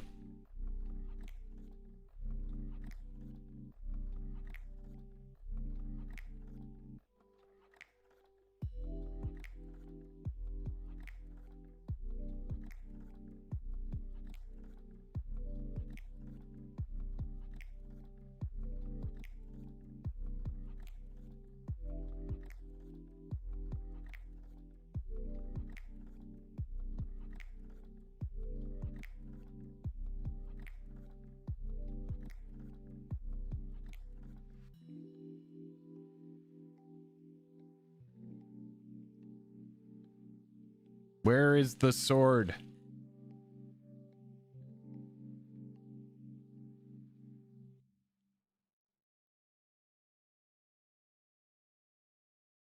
Is everybody trolling me? Oh, is it under new? Thank you. Oh, there it is. All right, let's get the translation. Here we go. Quick Google Translate. Sword of abode and hearth. Sort of home and hearth. Hearth and home. Yeah, sort of home and hearth. Yeah, that's what it looks like to me. Equipped creature gets +2/+2 and has protection against green and against white, obviously. Whenever equipped creature deals combat damage to a player, exile up to one target creature you own. Then search your library for a basic land card, put both cards on the battlefield under your control, and then shuffle. Equip 2. So reading that one more time for anybody who just heard that, you might not have the card in front of you to look at, or you might have heard me say that, you need me to say it again. It looks like Sword of Home and Hearth. Artifact equipment, obviously. Equipped creature gets +2/+2, pro green, pro white. Whenever equipped creature deals combat damage to a player, exile up to one target creature you own. Then search your library for a basic land card, put both cards on the battlefield under your control, and then shuffle. Equip 2.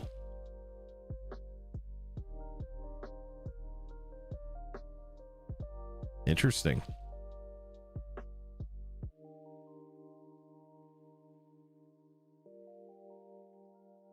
Smooth design ETB effects. That's a pretty spicy. This is a pretty spicy one. Let's take a look at the card here. 2. Wow. That's the green white sword. Got some mountains and some trees in the background. I bet it's named Hearth and Home. Yeah. It's pretty sweet. Green white sword. Again, don't FOMO out. Let me be your FOMO coach, okay? Just hold tight here, all right?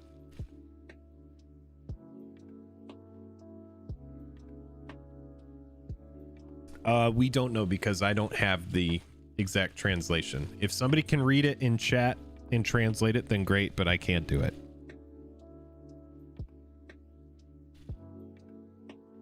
Sword of Blink and Ramp.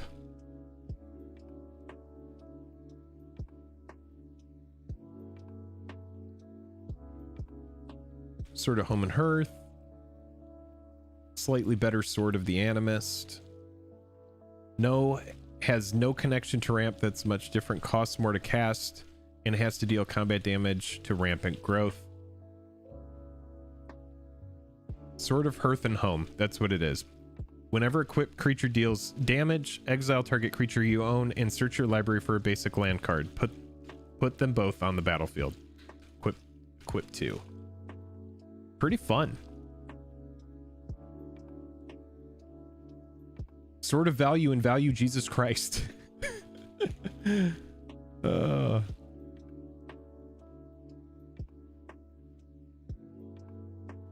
Exile? Yeah, it's a cool blink effect. It's kind of neat. All right, let's head back. We've got a new sword, everybody. Pretty sweet. Basic land non-tapped. So any landfall type effects are going to like this. This is pretty sweet. This could be bad if you don't have more than the equipped creature, though. Like, yeah, for sure. It's definitely going to thrive in like creature-centric strategies, right? So like obvious things that come to mind are like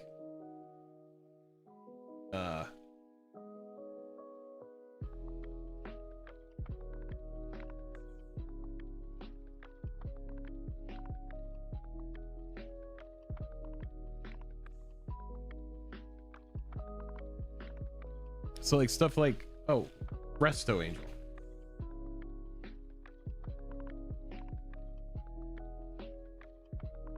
Is that what it? Why can't I remember the name of this card? Yes, that's what it is.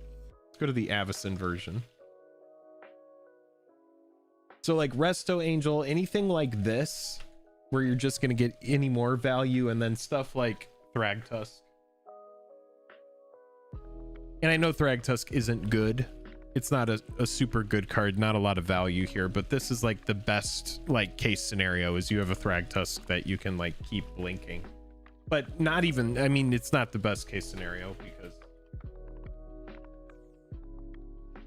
and I don't need to go through a ton of ETBs, but this will just give you an idea of like, you know, like really good top end ETBs that are going to be really fun with that.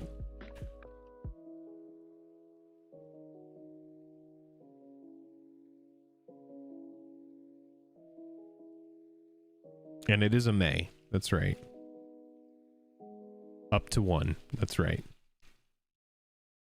If you're enjoying the stream, click like and subscribe. Best way to support the channel.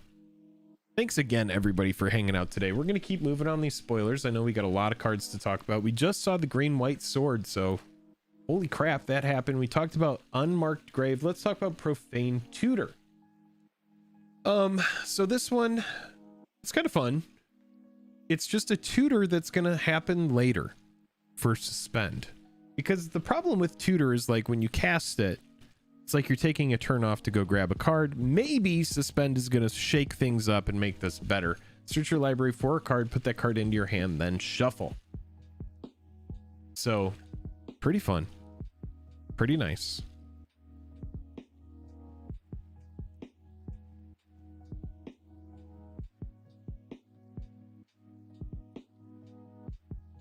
Yeah, I love the art on this. The art is just beautiful. Thanks, Jake and Joel. I'm off to work. Have a nice night, y'all. Malicious Cricket, thanks for hanging out. We appreciate you. Yeah, this is pretty fun.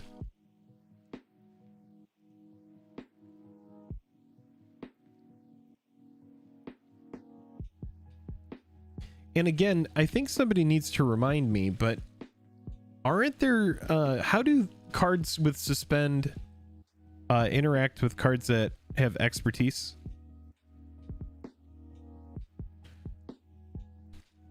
So like Kari Zev's expertise, Yeheni's expertise, don't those interact with this? I'm pretty sure they do, right?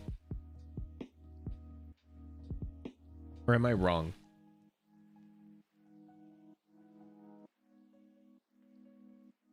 Yeah, so like, for example, if we Yeheni's expertise, clear the board, then cast Profane Tutor.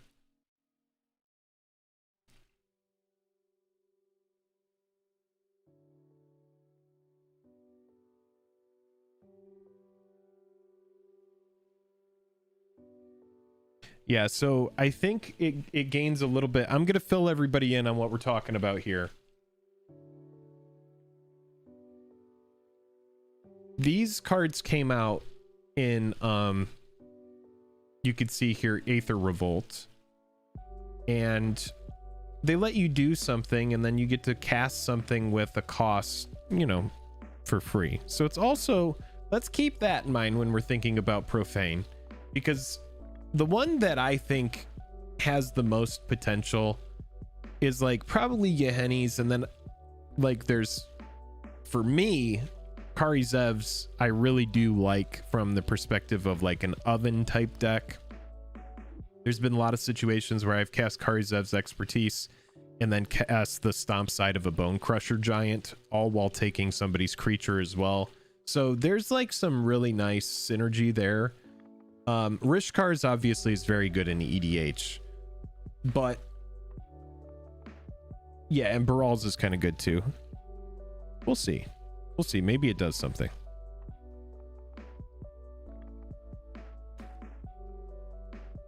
Filippo says, and also cards who drop off time counters. Daniel, I'm really hoping for the sacrifice this land draw a card cycle. Yes, the Horizon lands. You're hoping for the other side of that. I don't know if those are going to pop up because of the Fetchlands. They might hold off on those. Prime Shifter, on my way to the gas station because I ran out of gas listening. Prime Shifter, what? You gotta get to the gas station. What is going on? All right, let's move on from Profane Tutor here. We've talked about grief. We don't really need to talk a lot more about grief, but let's bring it up on the board here. We'll just get a little moment where we look at this card. This card is pretty brutal. And again, I'm telling you, please hold the line and do not go crazy buying this card for an exorbitant price. You will be very sad face. Okay? And I don't want you to be very sad face. It does look cool though. Did he already review the new Sword of X and X? Matthew, we did look at it. We did.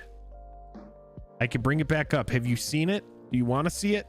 We can bring it back up for you really quick. If you're just now joining, why don't we go over and help Matthew out here? Here it is. This was spoiled. This is an actual spoiler here. Okay. And it is the Sword of Home and Hearth. +2/+2 pro green, pro white.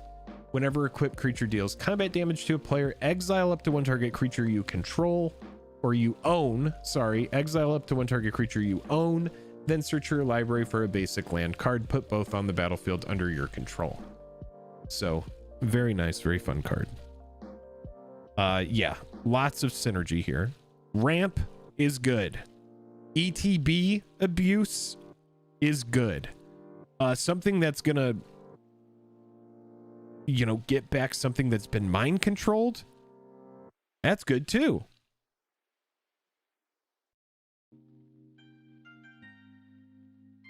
It's pretty fun. Sword is hot. Fetchlands are in MH2. That's right. That's right. Overall, it's good. That's a good way to put it. Come on, Jake. Say the name the way it's written. Joel puts an effort with French. I know. All right. Espada de Morada y Hogar. That's my best attempt. Espada de Morada y Hogar. What is Spanish? I know, right? We're in America. There are no other countries. Hot damn. Sarcasm. Sarcasm. Actor. Acting. Acting.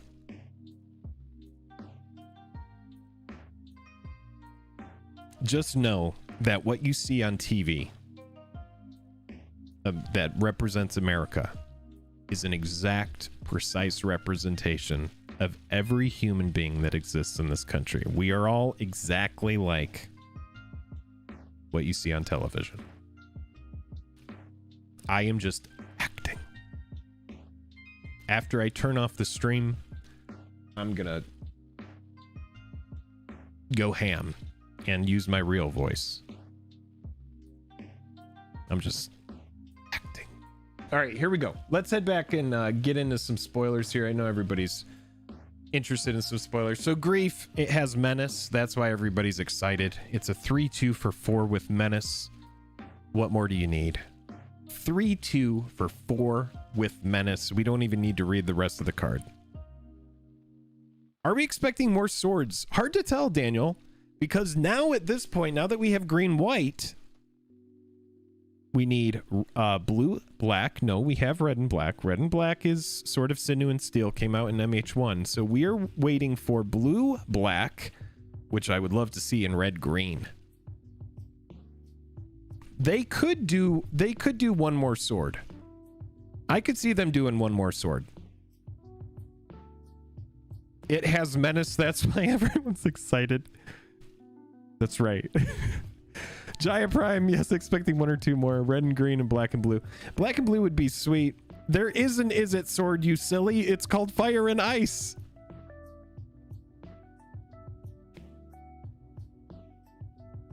Blue and black must be something with mill. No, green blue is mill. Green blue mills. Demir's sword had better not be mill. No, I think it's going to be like when it deals damage, target opponent reveals their hand. You choose a non-land card from it. They discard that card and then like return a creature an opponent controls to their owner's hand. It's going to be like tempo and like sort of creativity and deception or something like that. I don't know. It'll be good. It'll be good. They probably won't let you thought seize off of it. Maybe Inquisition. Maybe just a duress. Sword of Death and Deceit. Yeah, I like that. Blue you draw. I tend to not think so, Filippo, because blue, they have the draw on Fire and Ice. Feast and Famine is fantastic, especially in Commander. It's just a brutal sword. Jaya Prime says, I think the first part of the Dimir sword will be recoil, so bounce a creature to an opponent's hand and they discard. Yeah. It'll be good. It'll be good. As somebody who loves mill, it wouldn't make sense for the sword to be mill. Because what are we supposed to do? Equip a bunch of crabs with a sword and like swing and try to get in for crab damage? It's just stupid. It just wouldn't work. So please, as somebody who loves mill, do not let the blue-black sword be anything related to mill. I hope so. Mill and Resurrection would be cool, but I mean, possibly. That would be freaking wild, right? When a creature deals combat damage, target opponent mills 4, you may return a creature card with converted mana cost 3 or less from that graveyard without paying it, or something like that. Who knows? Trepanation Blade is our mill sword. That's right. Crab damage. Bryce says, Jaya Prime, I like the sound of that. Gizmo, the great sheepdog. The need to top this set off with some crazy fast mana. Can we get another Mox? Oh, God. Please, please no best in slot fast mana for Commander. Please. I don't even know how we make... like, maybe a Moxen? Lotus Petal? What if they printed Lotus Petal? Lotus Petal. Shit. No, they would never print Lotus Petal. They just banned Simian Spirit Guide. There's no way they would print Lotus Petal. It would never happen. Mox with Storm. EDH has almost arguably too much fast mana. Jake, are you building that Squirrel EDH deck? No, I probably won't. I think it's cool, but I probably won't build it. The squirrels don't exactly speak to me. I think they're cute. I love squirrels. My cat kind of looks like a squirrel, and I love him. But no, I'm not super interested in building it. After they banned SSG, they won't do it. Right, Simian. Anybody who doesn't know what SSG is, that's Simian Spirit Guide. I'll just pull it up for you.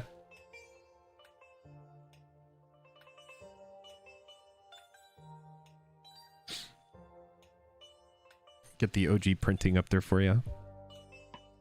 Can you show your cat? Sure, let me see if I can wrangle him. See if I can wrangle that guy.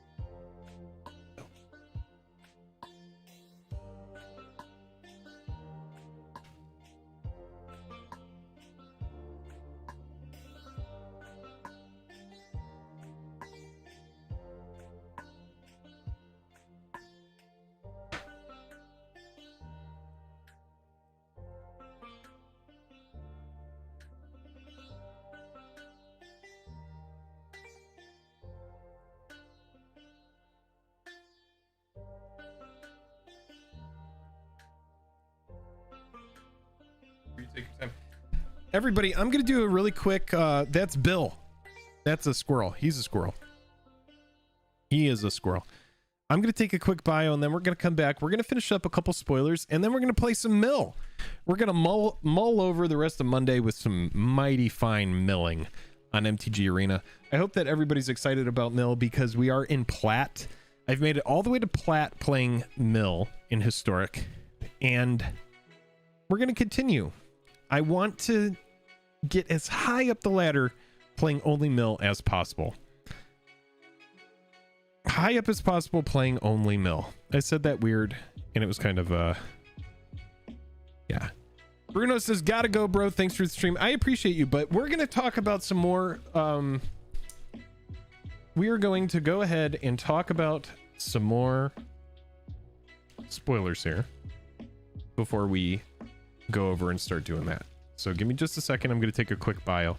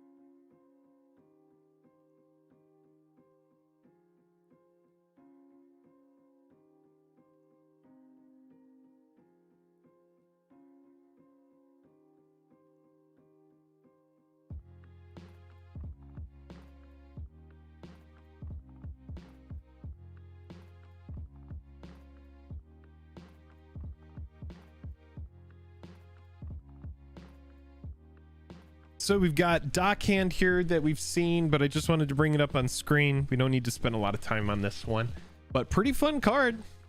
Pretty fun card. Yeah, smash that like and subscribe, folks. MTG means magic. I appreciate you saying that. I appreciate all the support today. I hope everybody has enjoyed the stream. If you have enjoyed it, click like and subscribe. We have Timeless Dragon here, White Dragon, 2 white, 3 other for 5/5, Flying, Plane Cycling, and then Eternalize. And then remember about Eternalize. Eternalize was brought to us in Hour of Devastation that round, that area of time. I believe Amonkhet maybe had some Eternalize, but definitely Hour. Exile this card from your graveyard, create a token that's a copy of it, except it's a 4/4 black zombie dragon with no mana cost. Eternalize only as a sorcery, so pretty fun card. Pretty cool. What's my favorite card of all time? Probably Visidrix.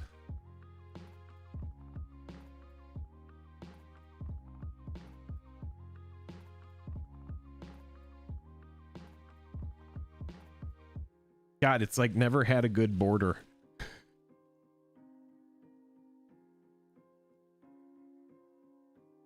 Look at it. Look at it. Its swamp cousin may be meaner, but the Visidrix is much bigger. It's a 6/6 for 7. Pretty sweet. What is that? What did I just miss?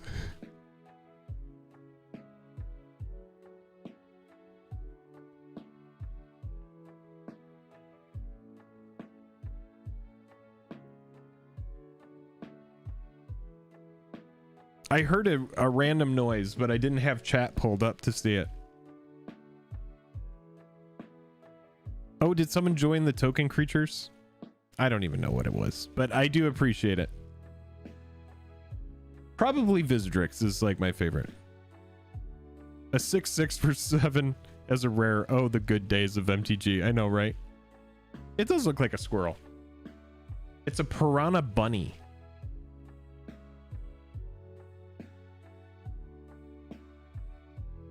It has 2 flavor texts. This one's pretty fun. A bored wizard once created a Visidrix out of a bunny and a piranha. He never made that mistake again. He was not there to make it again. He was not there to make it again. All right, anyway, let's continue on with some fun spoilers here. But I do appreciate that that question. Jackalope, right? Timeless Dragon, though, pretty fun. I do like anything that you can have another ability in the graveyard to do. And again, what's really nice about this card is that it has that plane cycling, right? So you're able to discard it, search for a planes, reveal it, put it in your hand, then shuffle. You get to do that and then eternalize this card later and for less. So pretty fun. I think it's pretty nice.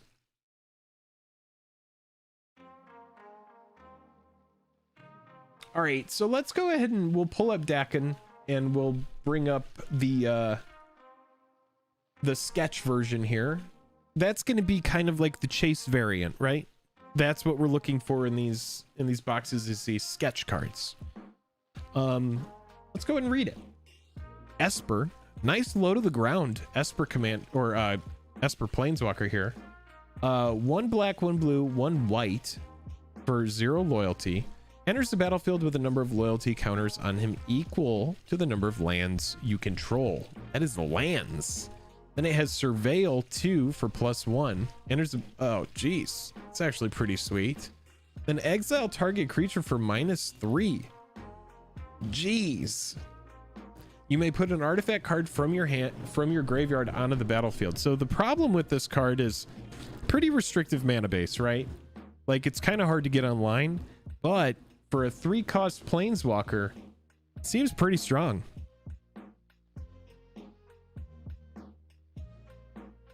Gilded Drake and the Sword.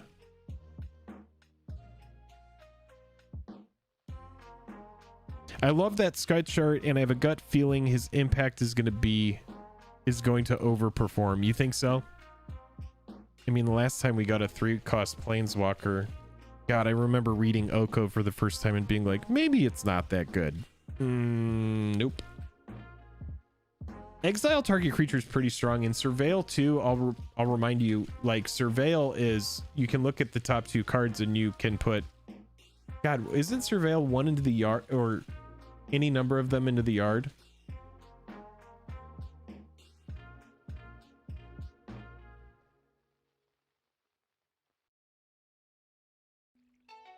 It's like Surveil came to us in Ravnica and Dimir, right?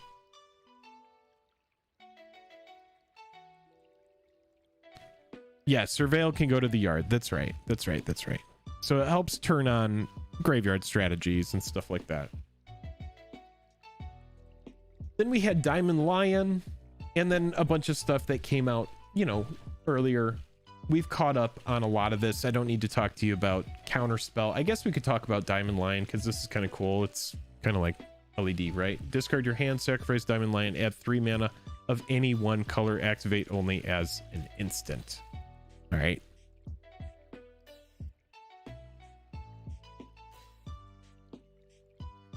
Daniel says, yeah, definitely. Dakin is so good because it also has a +1. So you can play him early and plus him, and then late game is an immediate monster threat. Yeah, that exile built in is just nutty, right?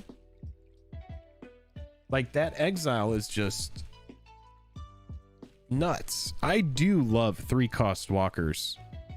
How do I feel about the new saga? I think it's good. I think it's pretty strong. We talked about this in a previous stream, but yeah, I mean, and I love the flavor of it too. The flavor's really good.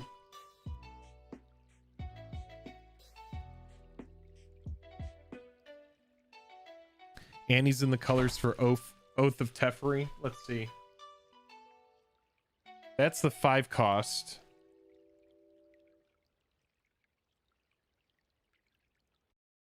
Yeah, when Oath of Teferi enters the battlefield, exile another target permanent you control, return it to the battlefield under its owner's control at the beginning of the next end step. You may activate loyalty abilities of planeswalkers you control twice each turn rather than once. Value. Value. Yeah, I like that.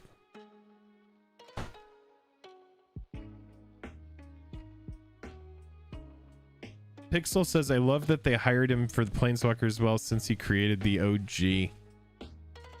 Kane Ferguson artwork. Thank you for adding that to the conversation as well. Urza Saga is my main want right now. Yeah, I mean, it is pretty nuts.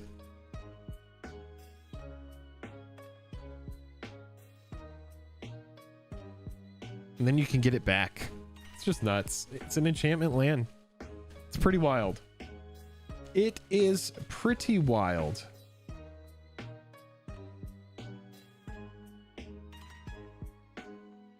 Yeah, I'm a fan. I'm a fan. But then Counterspell, pretty big deal, is going to be joining the modern sphere. I mean, it kind of says something about the power creep of modern that now Counterspell is legal in it, right?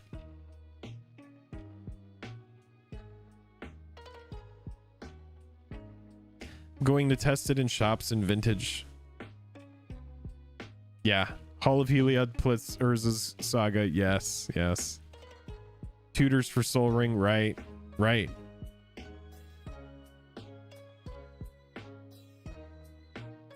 Yeah, it's just, it is pretty wild. Yeah, we've got some really good stuff popping up in this format. And popping up in this set, obviously, and we're not even talking about these on stream, but the enemy Fetchlands are in this. 3 different variants, and then those variants are going to have foil variants, so technically like 6 different variants. So holy shit, it's going to be a wild time. I think we just got over 100 likes. I appreciate everybody for getting us to that 100 likes there. That's awesome. I wasn't expecting that. Appreciate all the positivity today on the stream as well, and I appreciate everybody being part of the conversation too. This is a pretty fun day.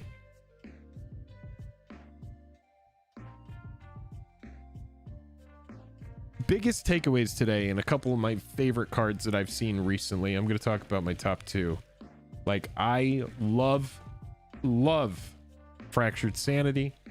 As I am a mill player, this speaks to me. Each opponent mills 14 cards. Like 14, it's freaking huge. It's huge. And then obviously we talked about the Squirrel, which is really interesting. But I actually like the Profane Tutor, thinking about that in regard to the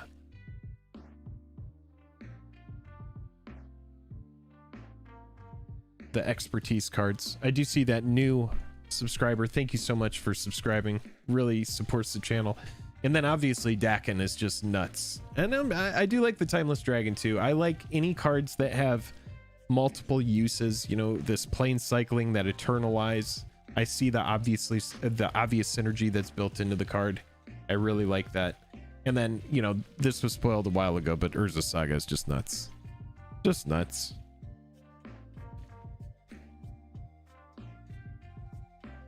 Like so many squirrels would say if they're watching this stream, that was nuts. I'm gonna go ahead and head back to this view here. Well, let's go ahead and talk a little bit while I set up this stream here. We're getting to the end of the stream. We've been going now for about 2.5 hours. I still got about an hour and a half left, and I want to play some gameplay. It's Monday. We've talked a lot about Magic. We're pretty stoked about Mill. So until we can play some Modern Mill with the new card, which we'll probably do a league once that card comes out, test it out, maybe in like an 8 crab type variant. So if you're interested in checking that out, that'll probably be on a stream in the future. So make sure you're subscribed for that. But this stream is far from over. We've still got over an hour left in it. So if you're hanging out, you're like, man, we talked about some spoilers. This is awesome. We've got our fill of some Modern Horizons 2. and now you want to stick around for some gameplay, I encourage you to do that as well, because we're going to go ahead and we're just going to play some mill today.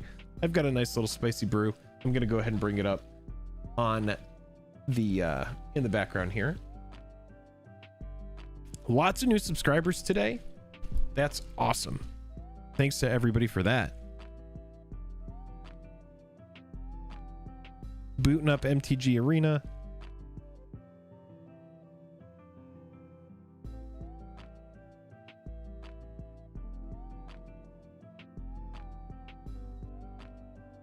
Gizmo says you would have rather, hold on, Profane Tutor is sick, a set it and forget it that later brings the missing combo piece on your turn when you need it. Yeah, I like it. I like tutor spells though too. I have a bias to them. Gizmo says you would rather telegraph your tutors so they have a ready response. I don't know. Yeah, maybe. Corey G says, yo, shout out to the preview card details. Jake Controller Magic. Yeah, we do have a preview card coming up. I can't say anything about it. I have seen it. I have seen it. And we will be previewing it on our day, May 30th. So make sure that you're subscribed if you want to check out our exclusive Modern Horizons 2 preview card. It's so weird to say that.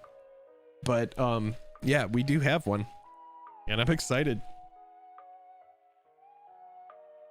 It's been a long time. This is the first preview card that we've ever got. So we're going to keep doing the channel how we do the channel, though.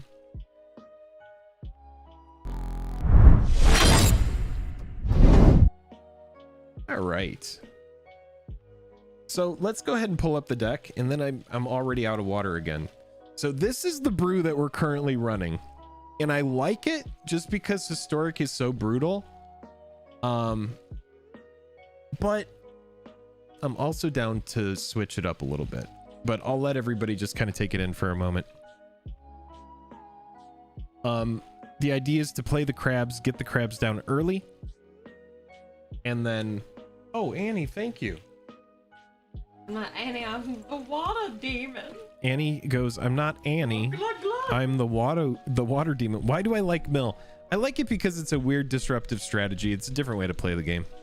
Like, a lot of people try to win with creatures, just turn stuff sideways, and I really just love, I don't know, different way of doing stuff. Let's go ahead and run one, since Annie just brought the water and I don't even have to walk over there now.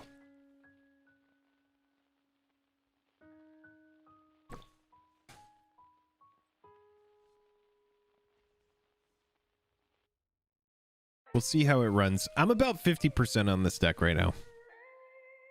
I get the crabs down early, I play a bunch of lands, and then after I play the lands and their forces start to outrun us, we blow up the board using Day of Judgment or Doomscar, and then we hopefully win it with like a Teferi's Tutelage. Like, this looks fine, right? We have a couple Cancrics, we have a Brainstorm, we have an Ashiok. This looks like a fine starting place for us. You should title the deck Doge Mill. Aaron says, what's up, Jake and Joel? What's up, Aaron? Thanks for popping in. Bryce, what's your favorite mill to win memory? I remember just one game where I got to go online with 3 Archive Trap off of 1 fetch land. It didn't win straight up, but I did win the game. All right, let's start with Snow Covered, and then we'll go ahead and Brainstorm. EOT. Have you seen MTG Remy and his sketch about the first mill player? I think it popped up in my suggested, but I didn't watch it. I probably need to. All right, so we're hoping for no Spell Pierce here.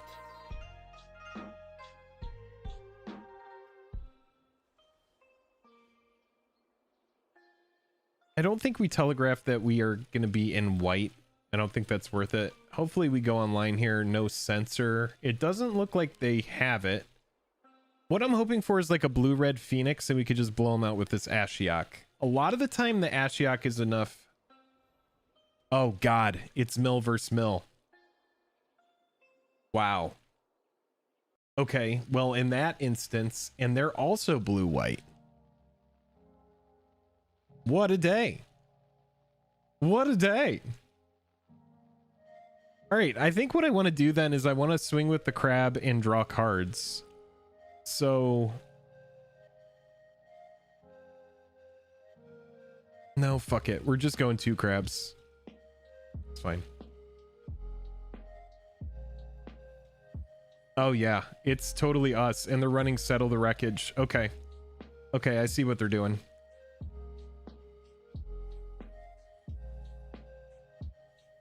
All right, so we 100% need to go online with this Ashiok and just start blowing them out.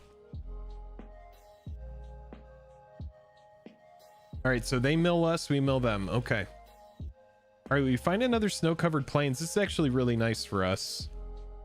So what I want to do here is just go online with Ashiok, because Ashiok is going to put them in a very serious situation, right? They build, their deck is very different from ours. They're on a patient rebuilding. At the beginning of your upkeep, target opponent mills 3 cards. Like, yeah, I don't like this build as much. I guess let's go online with the Ashiok. Like, part of me wants to like swing with a crab just in case they're about the Day of Judgment, for example. Yeah, let's do that. And we'll hold off on the Ashiok.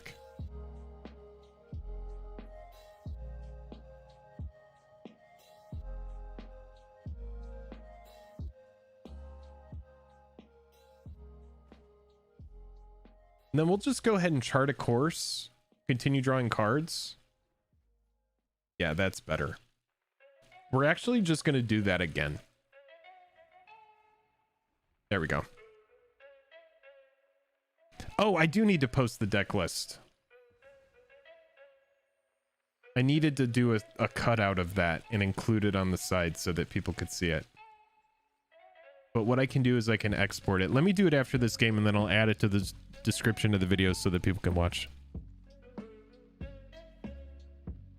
So like what they're doing here, like this is just not a super effective strategy in my opinion.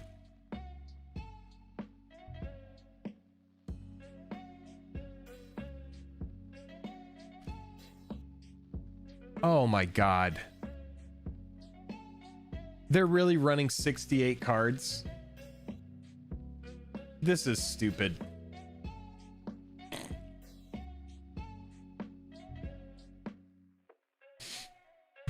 Why do people like this make it into plat? Can someone explain this to me? Why does this player make it into platinum? I need to understand it. I just, like, for me, I don't even get it.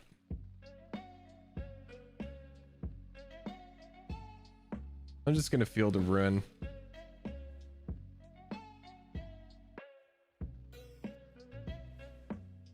To thin out the deck.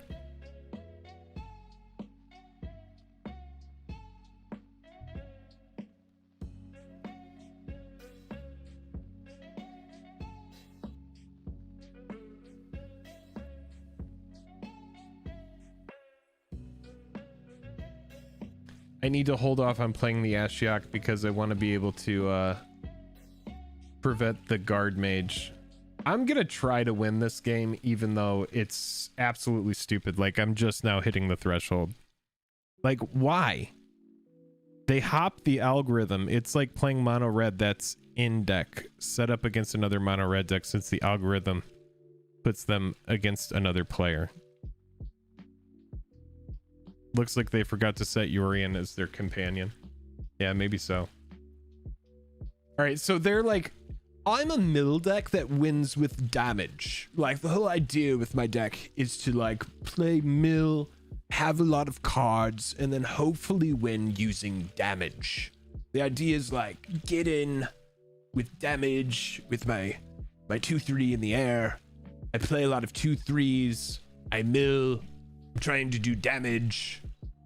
You know, the whole 9 yards. You know, just a typical mill damage kind of hybrid deck. is kind of like what I built, and just trying to come up with like a mill kind of hybrid thing.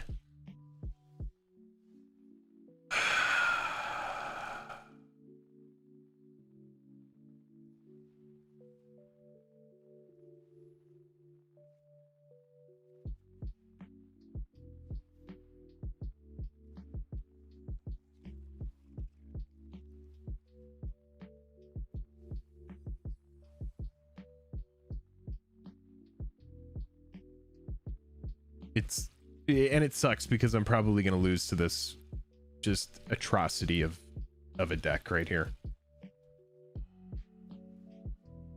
I should have just played Fabled.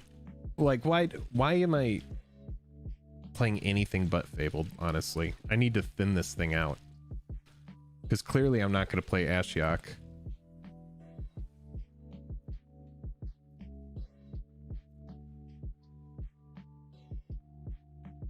I have them at 50 cards. This is just so stupid.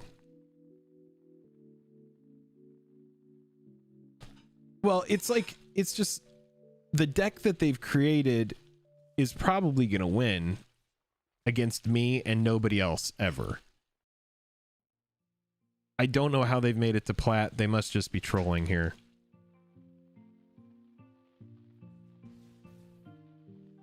Sincere Tony, no matter what, still got you, brother. LOL, just love the streams. Tony, I appreciate you. Yeah, like this is like brutal now.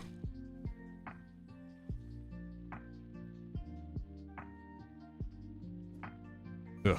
Yeah, we're probably gonna lose. I do appreciate that super chat. All right, we find a brainstorm, which is actually pretty nice. Let's just do this. Let's get this out of the way. If I can beat this big janky ass deck,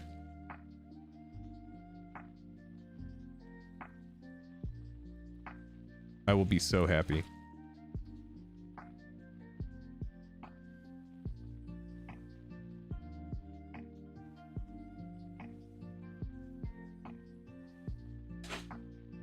I think I start with the brainstorm.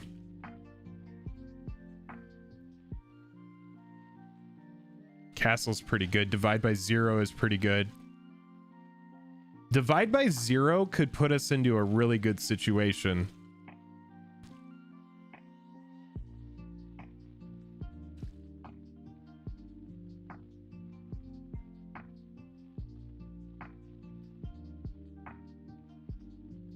I do want that castle online ASAP too. All right, so what I want to do then is I want to go Ashiok. Let's get this online because this is going to put our opponent in a situation where they're like, oh shit.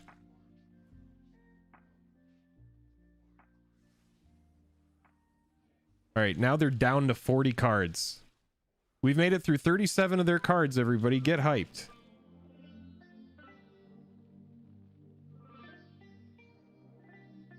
Whenever you cast a blue spell, so...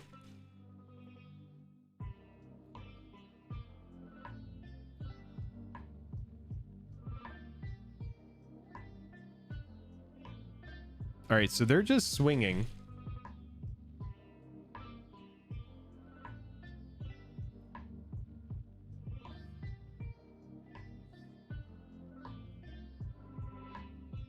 All right, we're doing one of these. Because our opponent's deck is completely poorly optimized, we're going to be in a pretty nice situation.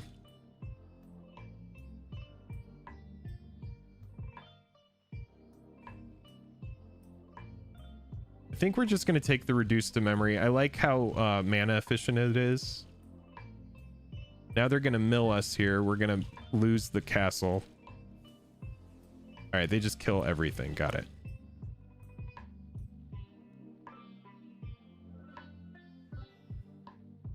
Sure.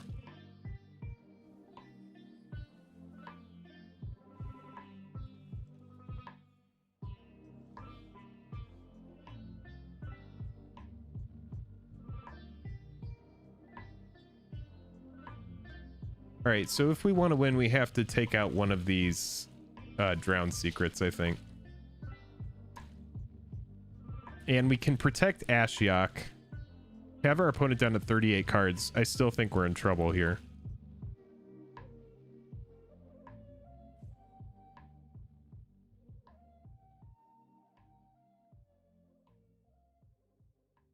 I think instead of the Drowned Secrets, I just don't know how much more gas our opponent has. I think I'm going to go with this. Actually, if...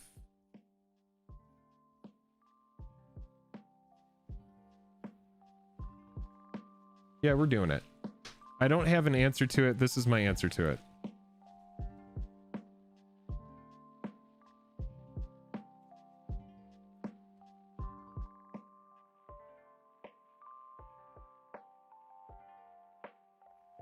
This is pretty clunky. But whatever.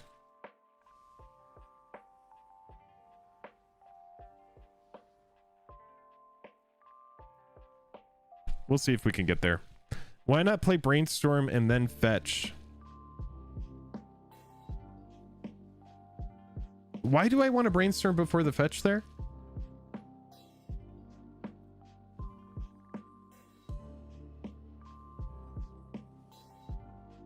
This is brutal. Look at, they win in the most asinine... I just hate that I'm gonna lose to this dumb ass, huge fucking stupid deck.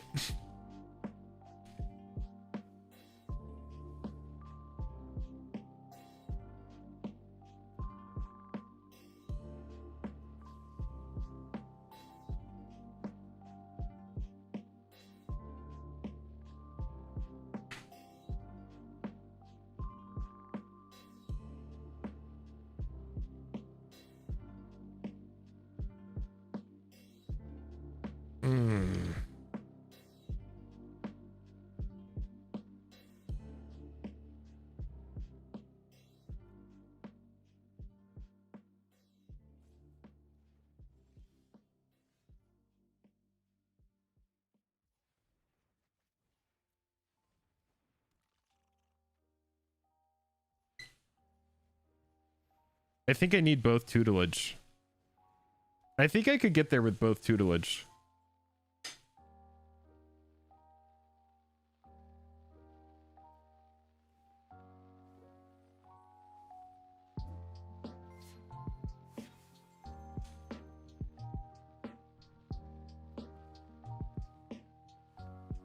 So you can shuffle the garbage away. Oh, I see what you're saying.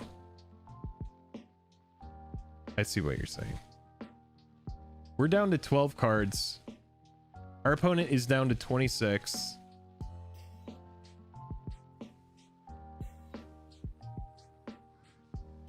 All right, they're down to 22. I mean, I've done pretty well for having to mill through an entire, like, 90 cards.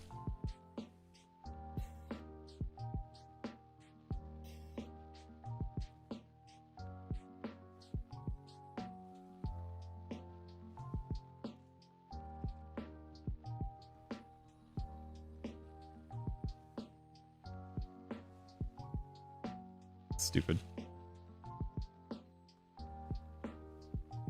Cool, unfocused deck, noob. Cool. Really cool, unfocused, bad deck. I gotta plug my computer in.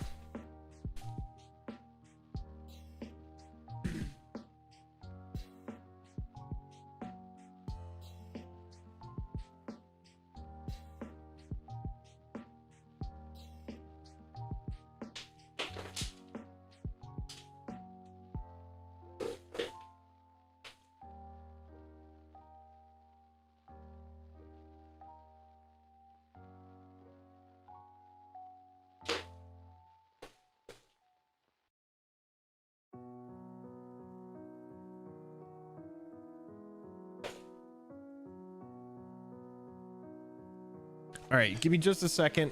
I'm gonna get a deck list going here.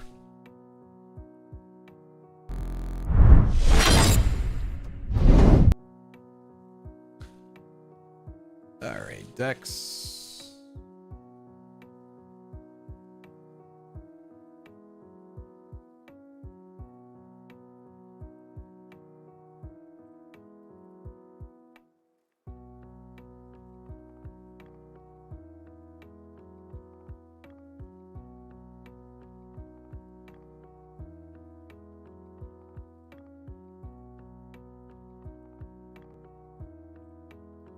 I'm importing the deck into MTG Goldfish right now, just so that if you're wondering what is he doing, that is what I am doing.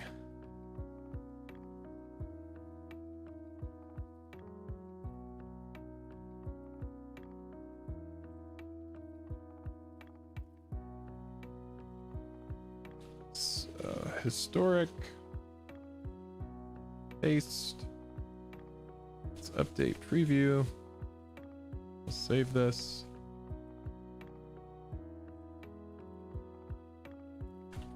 Mill with Doge, pretty budget.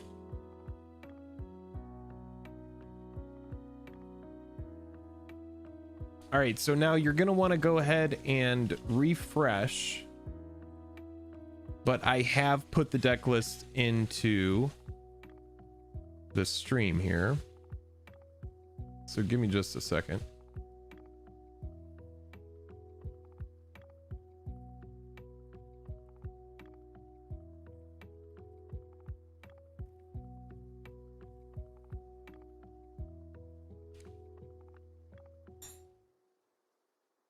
Looks like we got some more subscribers today. Really appreciate everybody subscribing.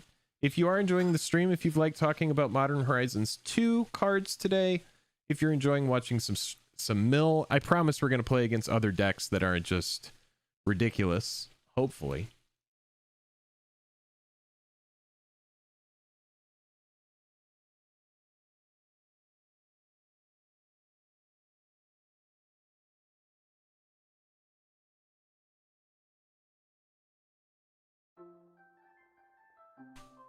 All right, that is currently just now saved. Go in the description of the video and you can find the deck there. All right, yeah, let's continue on. Head back into MTG Arena.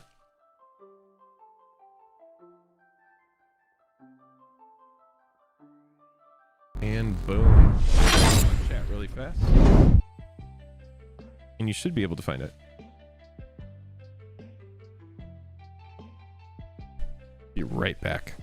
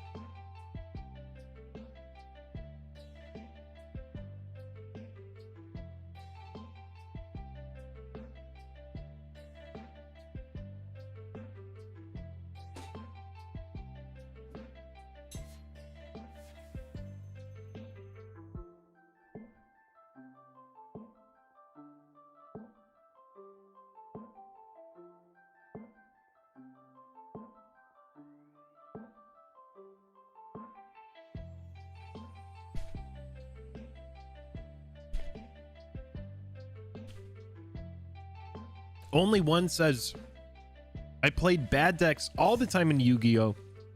And it would always piss people off to lose against it. Still always got my national invite, though.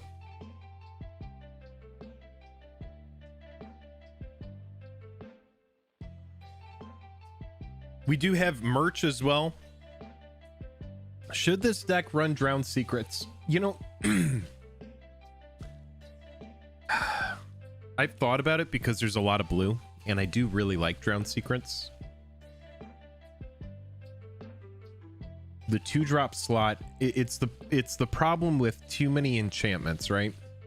Because when the 2-drop slot and the 3-drop slot becomes Drowned Secrets and Teferi's tutelage, it's just like I find too often I'm like getting permanents on the board. But maybe so, like and I say permanents that like can't block, right? Because like the Cancrics and the Crabs, like that's gonna save us against that early damage. It's just really hard to figure out like what to cut, because Ashiok is pretty integral to a lot of the best of one matchups. Like we really want it against like Phoenix and stuff. So it's like possibly the Glasspool Mimics could go and become like Drowned Secrets. I don't know. It's tough. Let's run it back. Because here's the thing is like Drowned Secrets is like freaking great.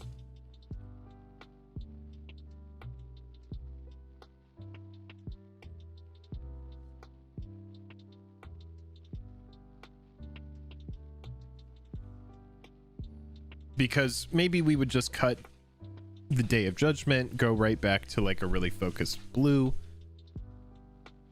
But the problem with that is we just get blown out by so many of these like aggro variants.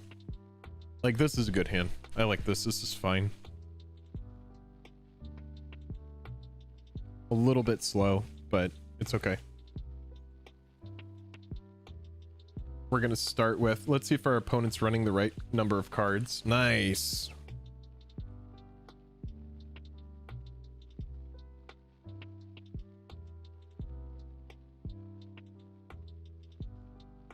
Yeah, possibly, because it already runs 8 draw effects.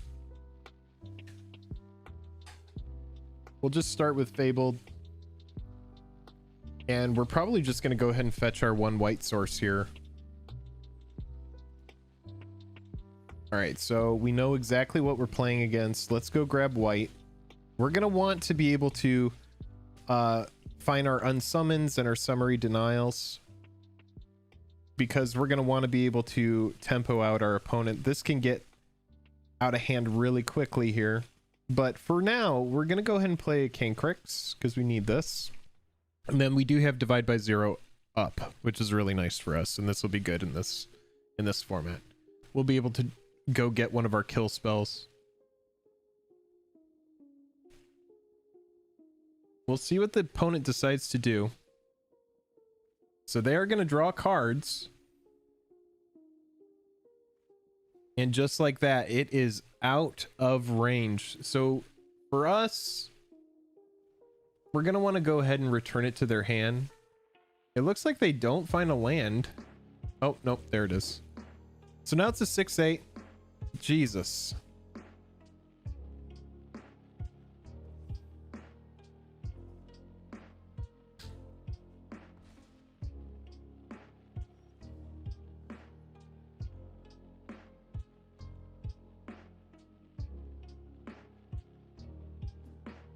Oh, geez, it almost looks like we just like lose here. Thank you for that subscription. We're just gonna have to block.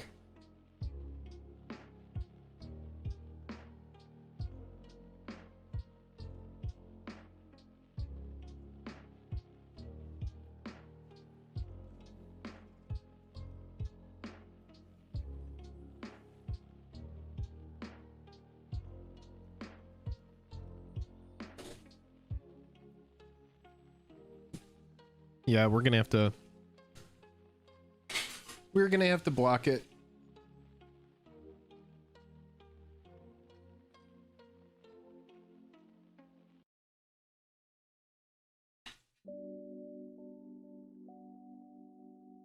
They might just have a kill spell straight up. Oh, jeez. Okay. This is fine. Keeping their hand nice and full, but they're going in all eggs in one basket kind of thing here.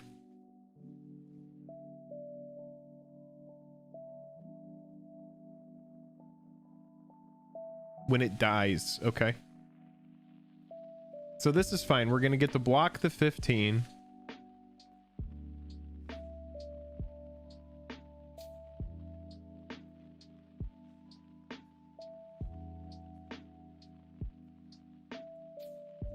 Go grab a blue, because we definitely need to tempo out here a little bit. It would be really nice to Ashiok away the Sentinel's eyes, but I don't know if we're going to be able to do that.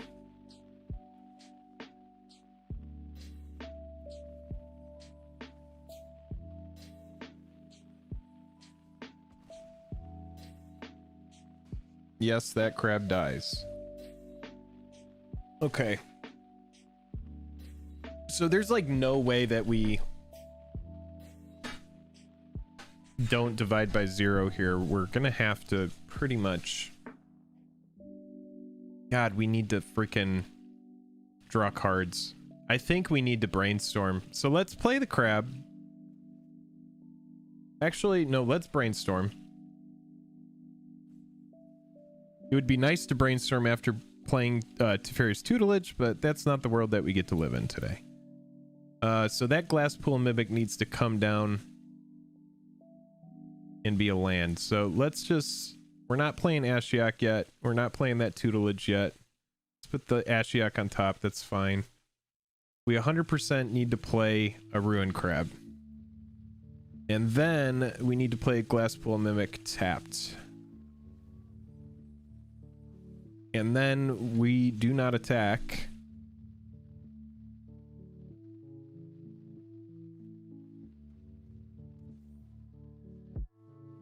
Yep.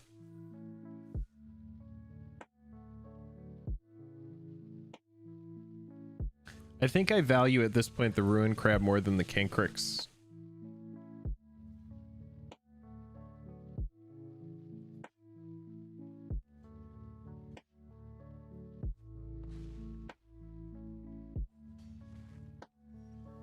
All right, we find Ashiok, which we had on top of the library. I think we need to play a crab.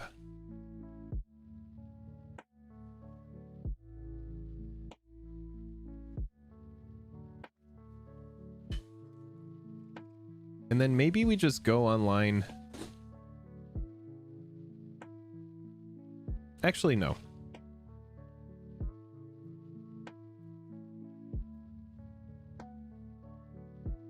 Let's see what they do here. I really want to hit the Sentinel's Eyes. We 100% divide by 0 here.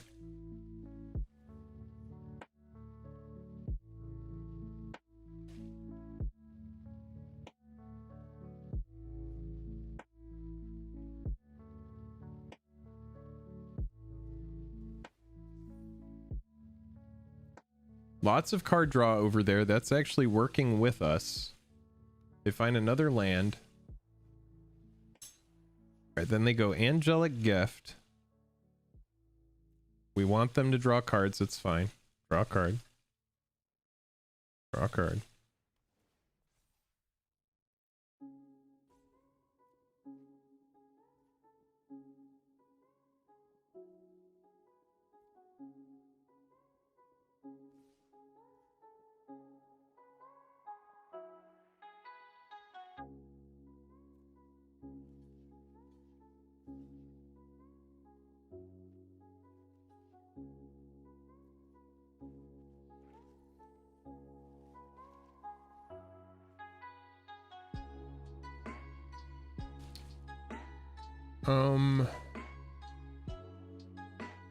So we're off white.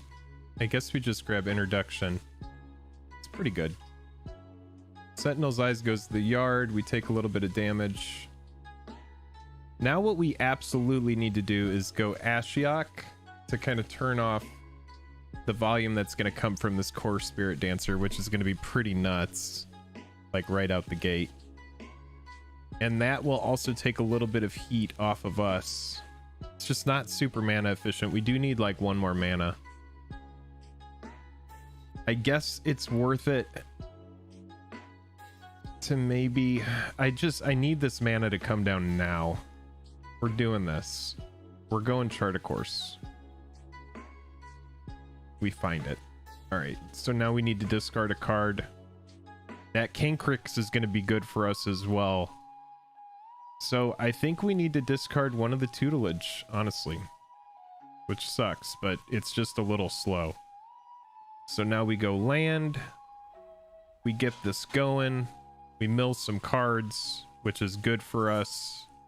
And then we're going to play the Ashiok, and the opponent's going to go, well, that is not what I want to deal with. We mill 4, and now that will get rid of the Sentinel's Eyes. No attacks. There we go. We got there. Making a leather deck box right now to this. Pretty chill music. Yeah, this is just like some stream beat stuff. Oh, they find the Sentinel's Eyes anyway. Play all that glitters. They're just going wide here.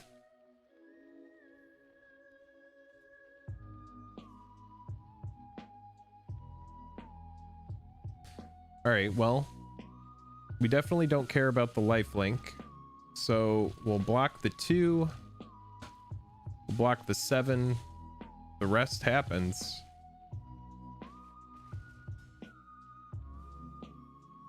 Go to 7. We find another ruin crab. All right. Well, that is not going to work for us because we have a 7 there that we need to protect against.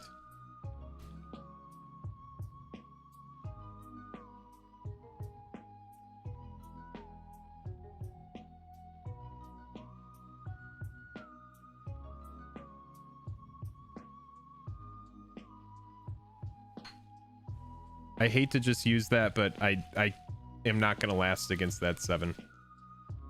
I really need them to go after Ashiok here. Maybe, just maybe, they are looking at their cards left and saying, maybe I need to swing at Ashiok.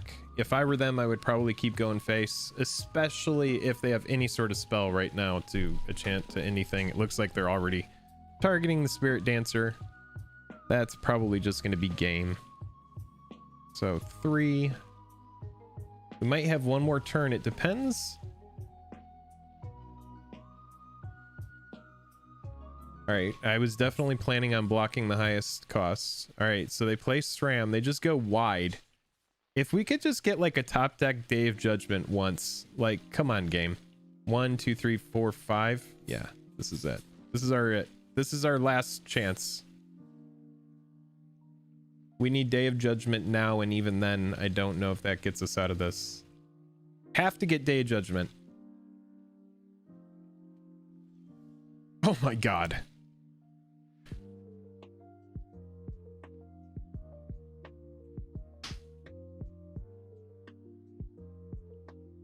That's right. That's why we run it.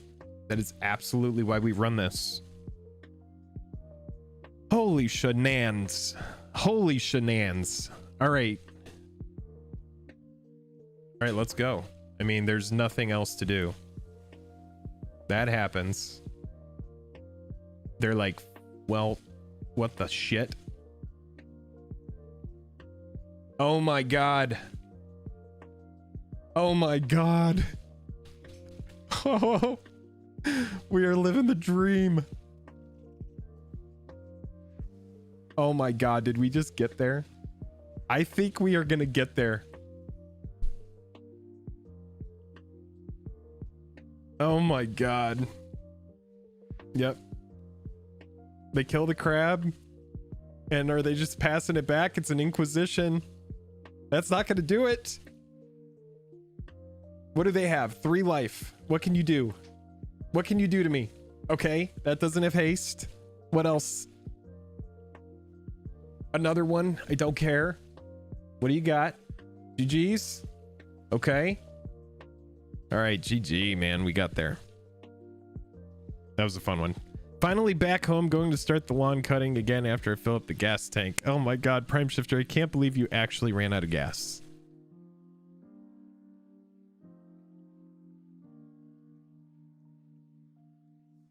Oh, we got it.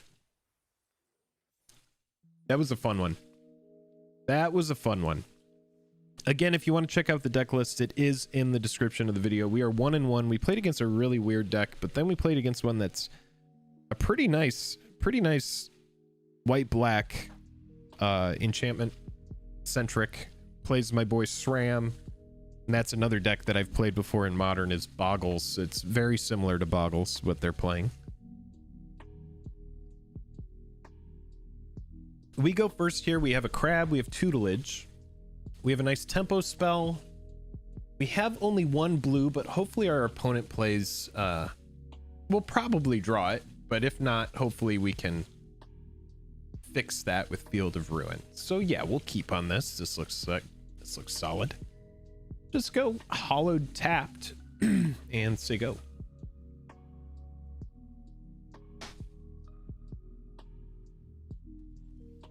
Okay, we do find the blue there, which means that we just go Field of Ruin here because keep in mind we do want to save these snow-covered lands for after we play the crab. So we go crab and it looks like red. I'm hoping, please, dear God, not goblins. Don't be a wily goblin. This is my worst matchup. Okay, we can beat this. We can beat this. The goblins, ooh, not so much. Not so much. So I'm pretty sure that in this situation, we just slam Teferi's Tutelage and just go for the throat ASAP. This is the thing about Tutelage, is you really want to get it down on the board when you are in a position to protect yourself, which we are. Because you just kind of leave yourself open on turn 3, right? When you play Tutelage by itself, we don't need this island. We like the other spells. But yeah, Tutelage, it just kind of leaves us open. Oh fuck, I did see a Skirk Prospector. That's okay. Okay, it's not the goblin build though. If you are enjoying the stream today, click like and subscribe. Best way to support the channel. I'm going to take a quick bio after this game. And the stream does end today at 5 p.m. Pacific Standard Time, but I'll make that easy for you. It ends in about 53 minutes. You think they're going for Storm? I see Tormenting Voice. All right, then we just need to go online with Ashiok ASAP. Ashiok is going to be the way. Ashiok will turn off any sort of shenanigans they have going on. I kind of want to divide by 0 and just bounce that Steamkin and really set them back on tempo. I think that would kind of put them in a situation where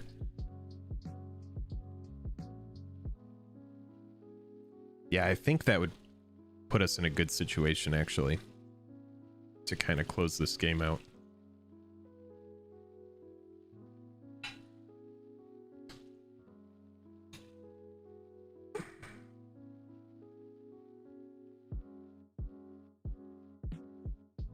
Do we just go Ashiok? That's the only thing I hate about Divide by Zero is it's a little mana intensive, but it's a very, very good card.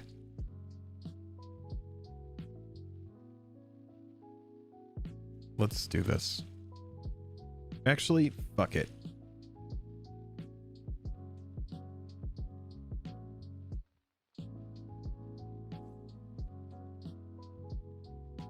We're gonna Divide by Zero. I'm worried about this Steamkin getting out of control. I'm gonna like bounce it.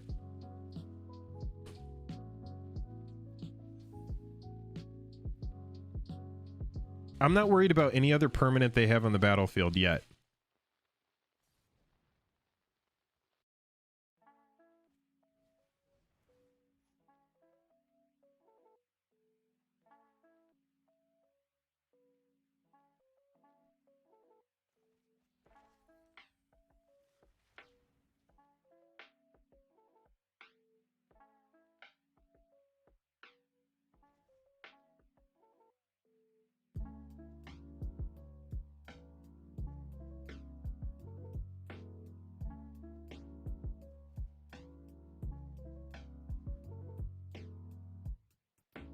All right, so now if they want to continue comboing off, they have to play the Steamkin. Maybe they were able to do it. They are drawing a ton of cards, which we like.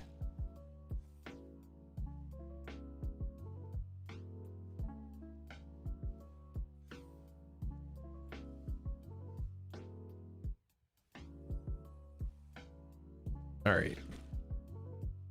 So obviously the move is to just kill this thing that's allowing them to go bananas, right?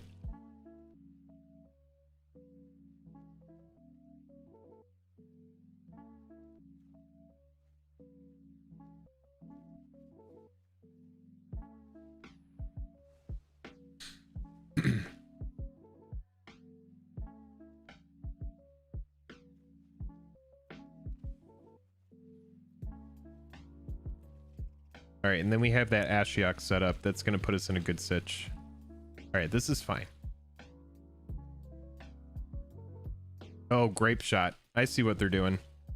Yeah, it was definitely worth it to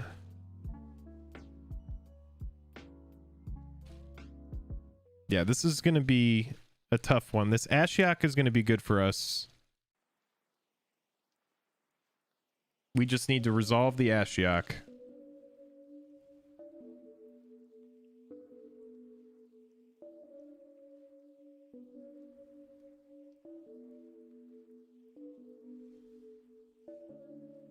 Ooh, the charter course is good. That charter course is really good, actually. So yeah, first things first, I guess we chart, right? No, because they would double block if I swing with a crab, so we're not going to do that.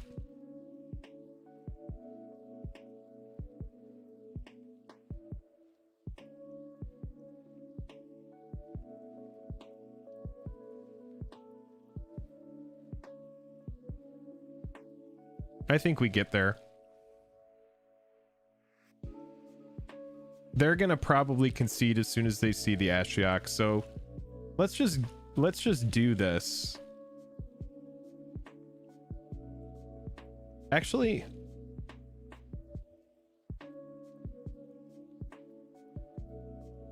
yeah, we'll chart first. Charting first is fine.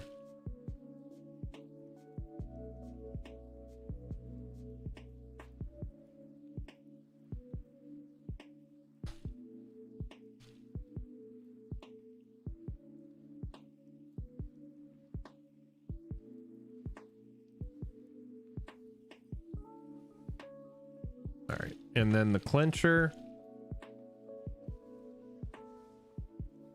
GG. You can't storm off if you can't even go into your graveyard, do crazy stuff. I would love to see what they come up with. They've got 11 cards left. So let's see what kind of storm shenanigans they can create.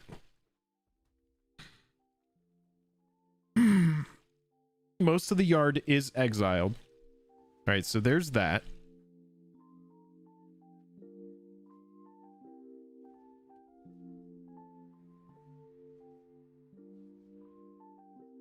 Oh man, if they get there, I'll be sad. I'll be sad face.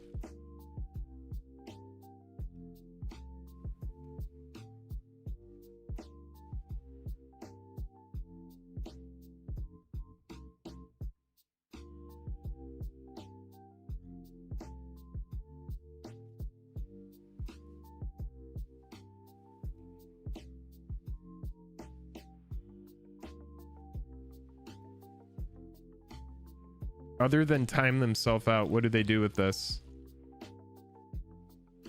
Are they about to grape shot me? Wow.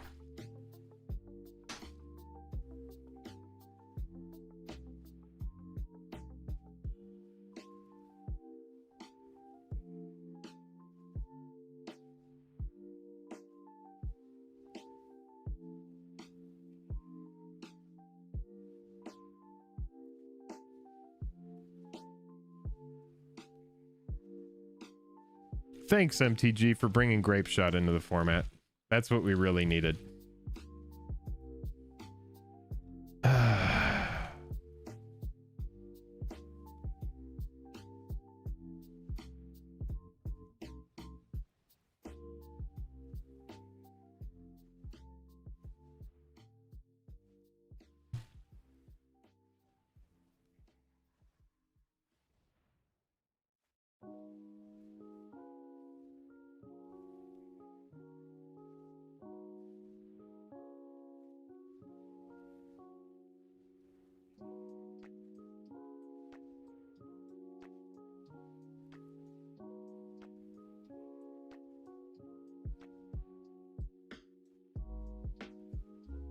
Yeah, I think so. Mill's pretty linear. Storm is really just like a degenerate. Ooh, I found a infinite combo.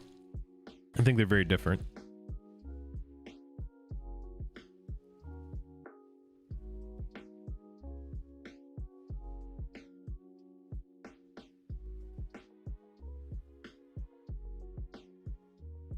They've done this so much at this point.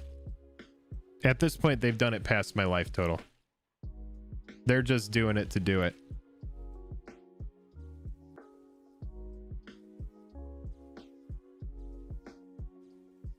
Why did they add Grape Shot to this format? I just don't understand it.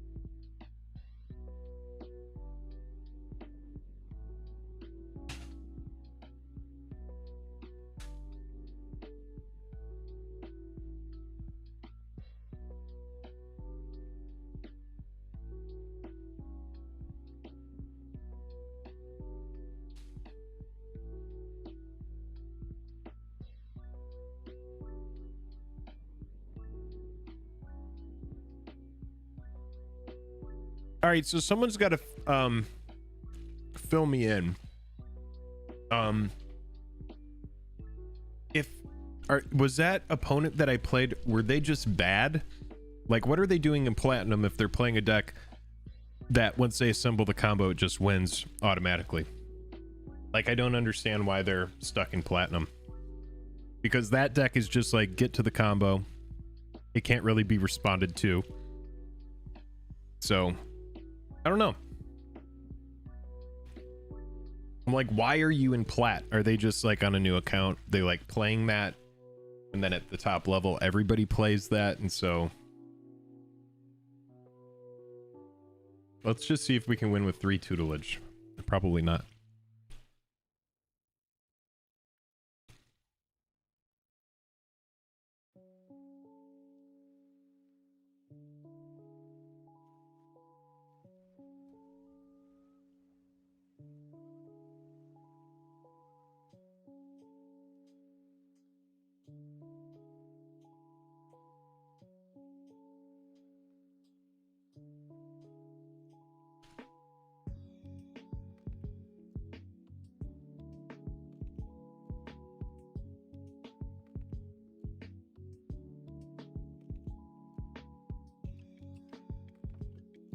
Yeah, it's probably just a hose for me because I can't really interact with it. I thought we were going to get there, though. I really did.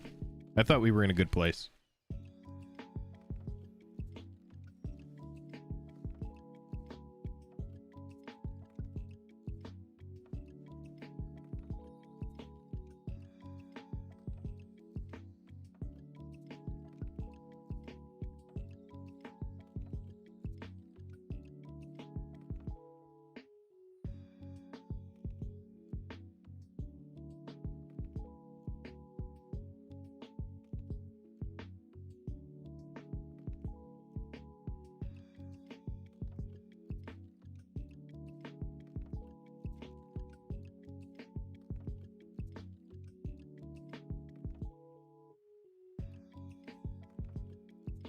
Opponent trying to figure out what they want to play in their Soul Sisters deck. What spell do they want to play?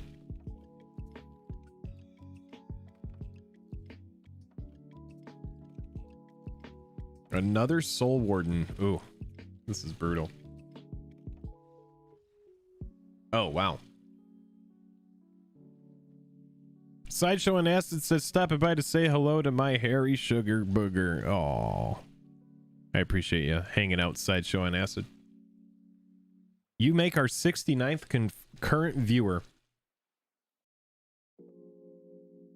We have talked about a lot of Modern Horizons 2 spoilers today, and now we are jamming some mill. We're currently 2-2 right now. Looks like our opponent got draw screwed there. They were going to be mana screwed. You have a good night as well.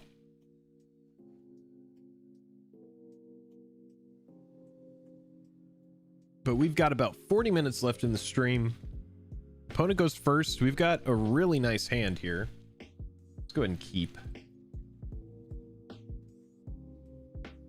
All right, looks like our opponent has a nice hand as well, but we do have 2 tempo spells that are going to allow us to go grab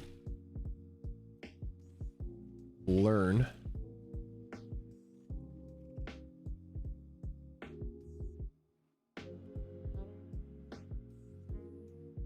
All right, Adanto comes in. No reason for them to swing, but they're going to do it.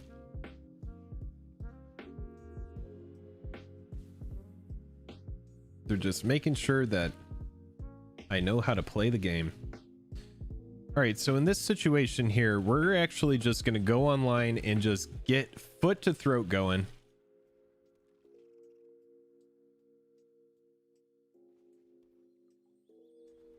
Having double Ruin Crab, we really need to just get as much milling done as possible here.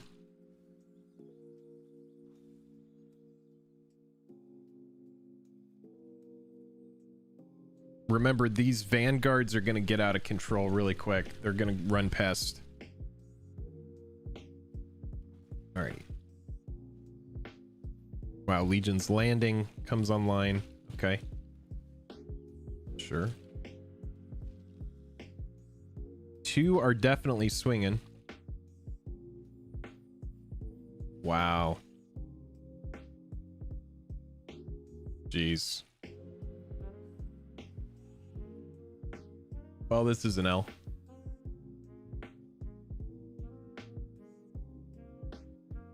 We are Day of Judgment or bust at this point. If we can even survive to that.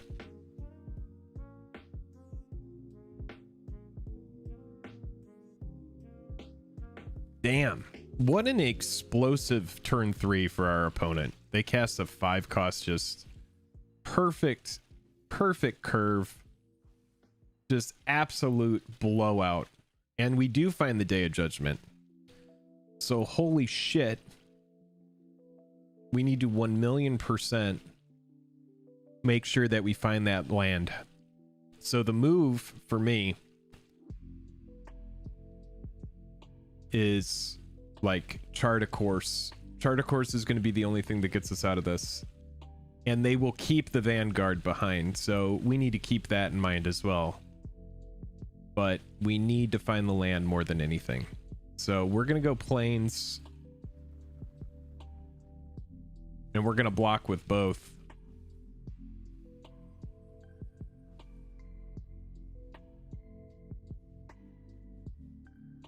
We'll discard one of these divide by zeros. All right, there's the Field of Ruin. That's going to allow us to do it. We pitch this. We're going to need a creature for blocking afterwards.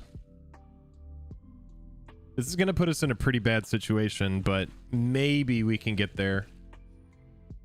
I don't know. Sacrifice this to give something indestructible.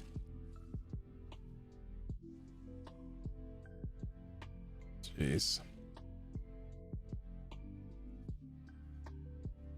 Let's see what's left over after a Day of Judgment here. I don't think much.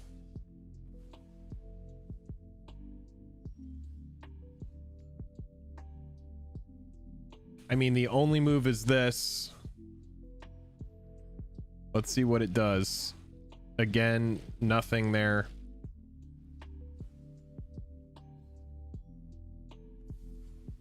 Yeah, and we're still fucked. Jeez. Fucking brutal, dude.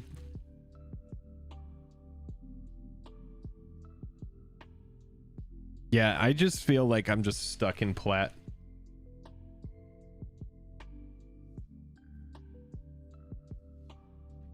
We'll run it back. Now we are 2 and 3 on the day with Mel.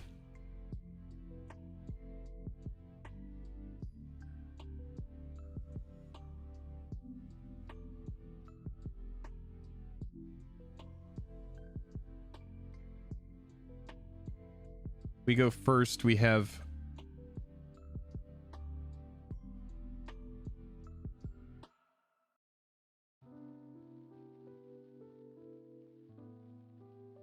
it's fine. We can work with it.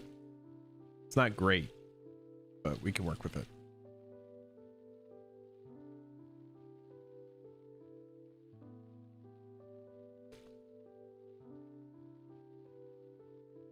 Hopefully we'll get to chart a course after swinging with the crab, and we won't have to discard.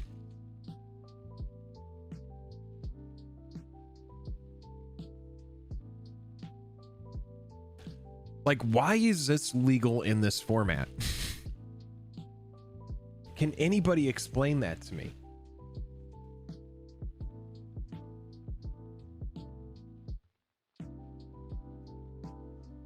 Bullshit.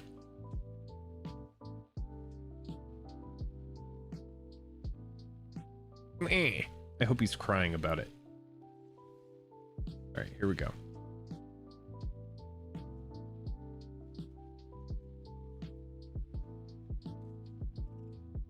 I wanted to play with Leyland Abundance. It shouldn't even be legal in the format.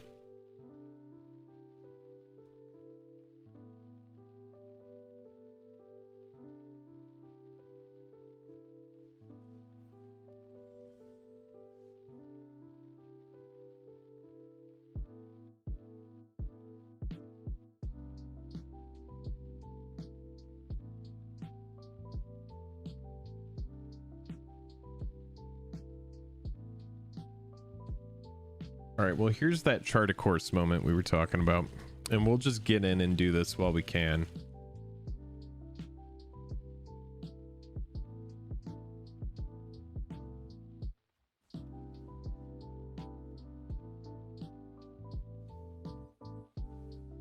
We mill a ley line.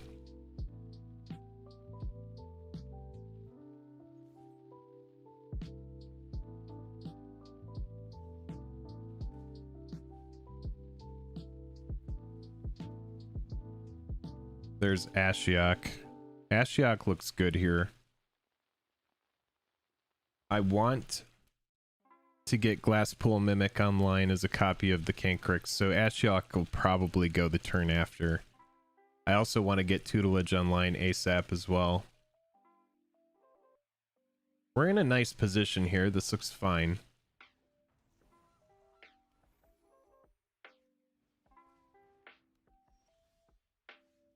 At the beginning of your upkeep, you may cast a permanent spell from your hand with mana value 1 plus the highest mana value.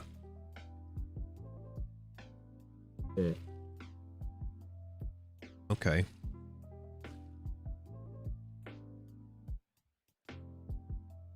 I think we just like have to get Tutelage online. It's that classic moment.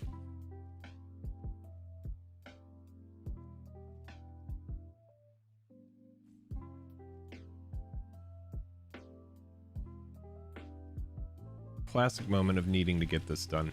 You need to get it done early. Unsummon. Unsummon isn't bad.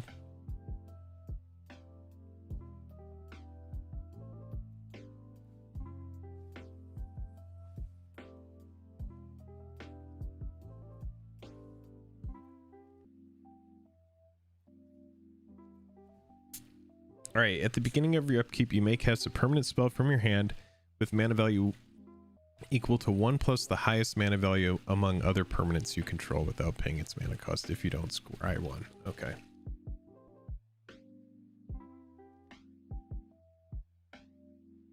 So like at most a 3 cost right now, Jank. Did I just make it in time for the end? Honk. Jank, what's up?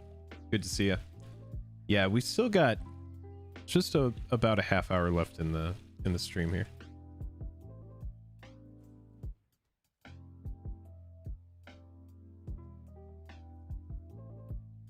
All right, well, then if they're going to do that, let's tempo here.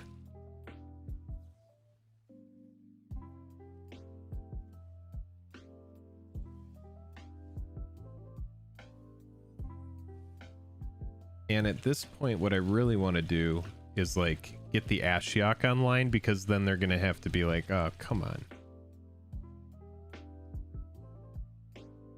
And then I also am going to play one of these glass pools tapped, because I want to be able to start using that Castle Vantress. So let's just have this enter tapped. We'll play the Ashiok and we'll say, hello. This is not going to be fun. Ashiok is just so oppressive because Ashiok by itself represents 20 potential cards milled. So you really do want to attack it.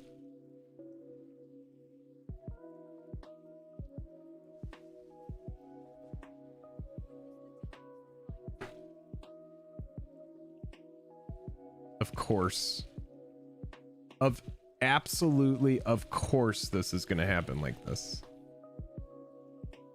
All right, we're going to Day of Judgment 1,000,000%.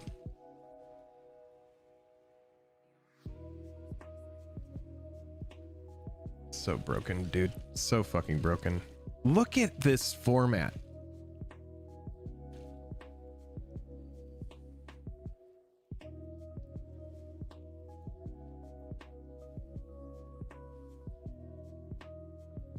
All right, well, we're 100% going to Day of Judgment.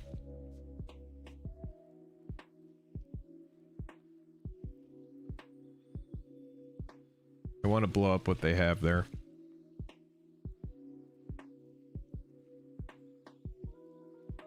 We have them down to 35.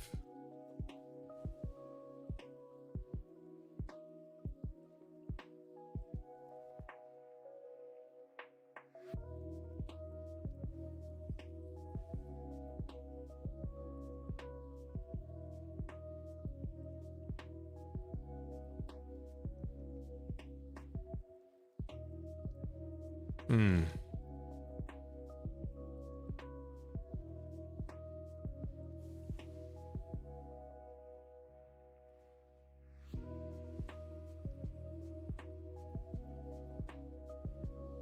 They still win, don't they?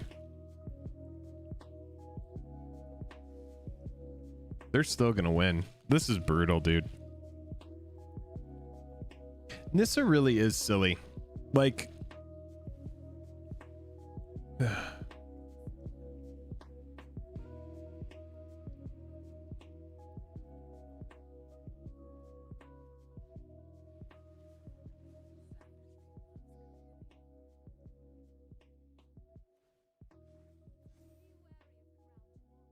it just does everything. Whatever.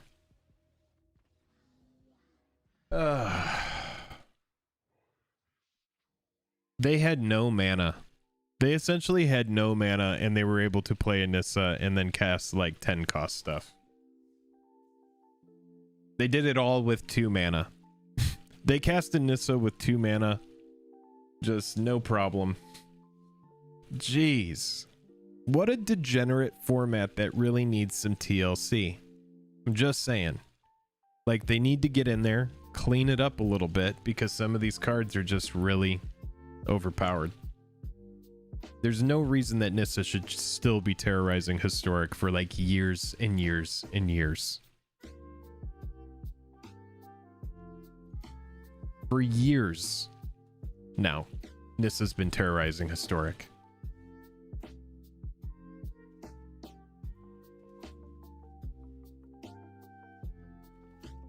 Never seen anything like it.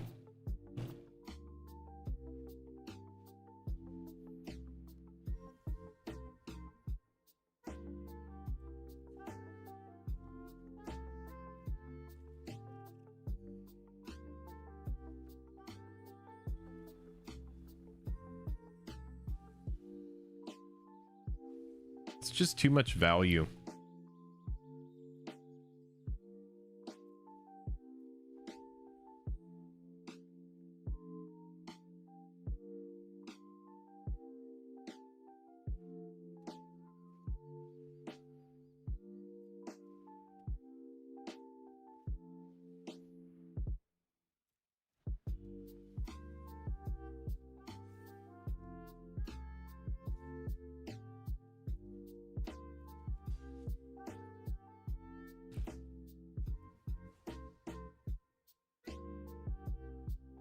Either that or it's really just like this deck just sucks. And maybe that's the answer, is that mill is just bad. But maybe they're gonna make it better with these new spells that we see popping up.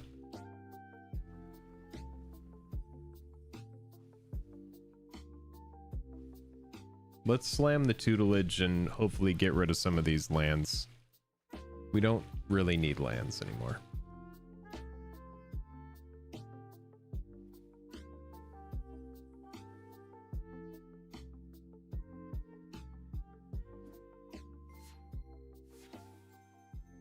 Come into play super tapped. That's right. Heard a subscriber pop up. Thanks for the subscription. I am Jake with Jake and Joel Magic. If you are enjoying the stream, click like and subscribe. It's the best way to support the channel with just the click of a button. All right, so what we can do here is we can just at least go online with the crab.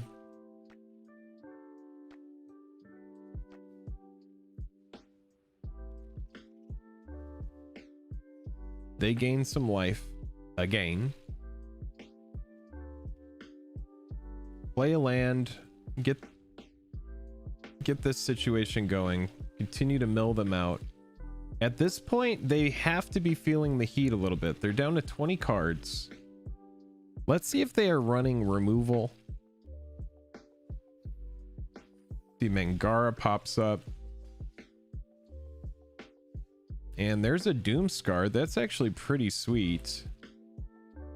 We would be able to follow up with an Ashiok, and they have 1 card that remains. I do not hate that. Maybe the move actually is to Glasspool Mimic. Yeah, this actually, I think this is the move. Because then we can foretell it next turn. Mangara, whenever an opponent attacks with creatures, if you... Okay.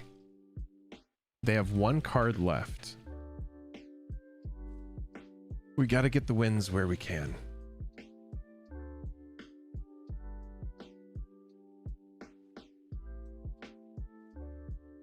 Let's just do this. I like this better. Let's get the Ashiok out there and show them that they are in trouble. And now they're going to have to attack it. This might be enough to just get the W. They're down to 7 cards. So no attacks. They have 3 in the air. The question is, can they get us? I don't think they can. They know they have to kill the Ashiok. They just go in the air. We block. All right. God, we got one. Thank you. I've never been a big fan of Mill, but it has blown me up a bunch of times. It's just, it is a disruptive way to play. It seems fair to me. I don't think I have any games that are a complete blowout. Whereas, like, for example, the Goblins in this format, right? In Muxus, like, the ability for that deck to bounce back after a board wipe is just insane. It's just absolutely nuts. It just feels like it's so resilient and oppressive. Just very good. All right, we go first here. We find a castle and a crab. It's a little bit slow, but I think we can work with it. All right, baby. Thank you for walking her. Going to the park. Okay. All right, we're just going to go Glasspool Mimic here. Actually, I mean, it's 2 in 1, right? Yeah, we'll just go Glasspool. That's fine. Bye, good luck. Love the Monday streams. Corey G, thanks for hanging out. Ephemero says, I'm definitely a degenerate. I love Mill, hands down my favorite. I like it too. I like it too. 2 new spoilers. What do we got? All right, we find Field of Ruin. And we do have a target for it, which will help us correct our mana a little bit here. But let's get the Castle Vantress out, just since it's so clunky to work around. We're fighting against Farkas MacTavish right now.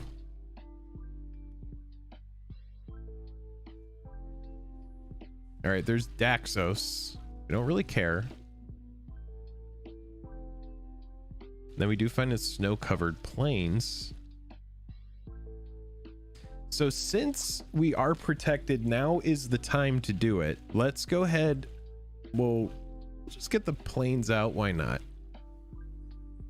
Mill 3, and then we are going to Teferi's Tutelage. We do want that other crab as a way to block, imagining our opponent probably will destroy something. Probably be a minute before we care about Memorial. So yeah, we'll just pitch the field. That's fine. No attacks, and we send it back.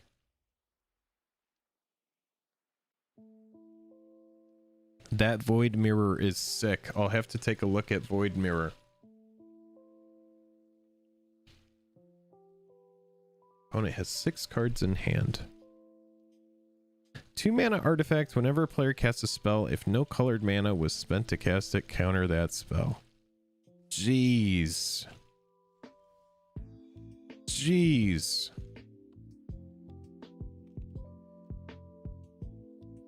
Oh my gosh. That's strong. They go Banishing Light. Okay.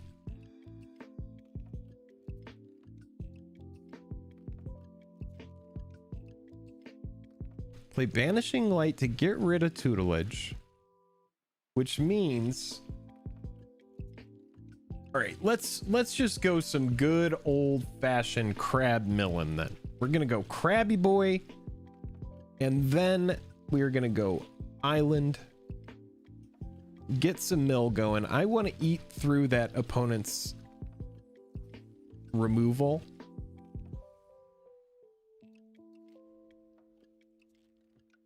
If we divide by 0, I might just go exile the Banishing Light. I might divide by 0 on the Banishing Light just to get a Teferi's tutelage rummaging.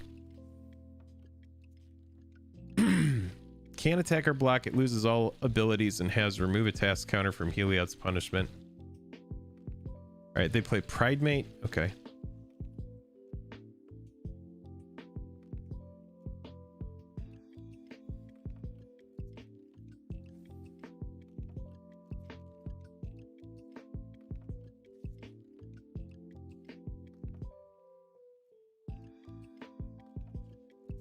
We block there.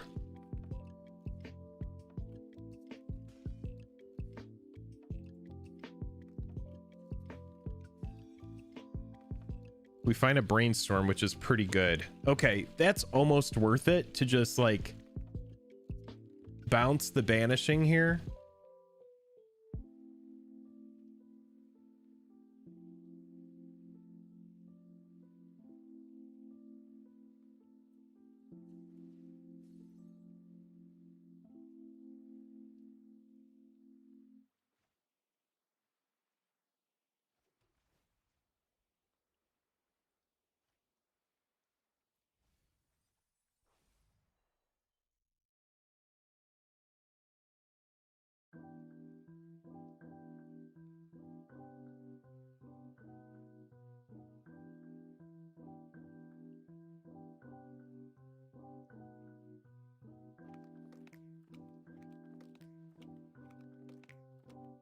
Because I would take a Day of Judgment too. Let's do this.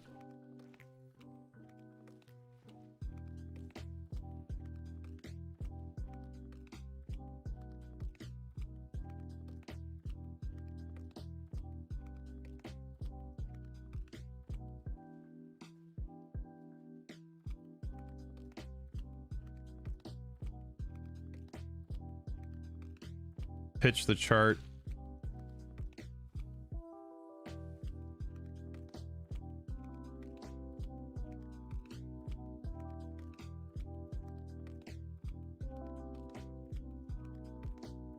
This pretty much pigeonholes them into doing Banishing Light again on the Teferi's tutelage, especially now that they're at half their deck. So we can definitely expect Banishing Light to pop up. That's what I would do. Instead, they cast Heliod's Suncrowned.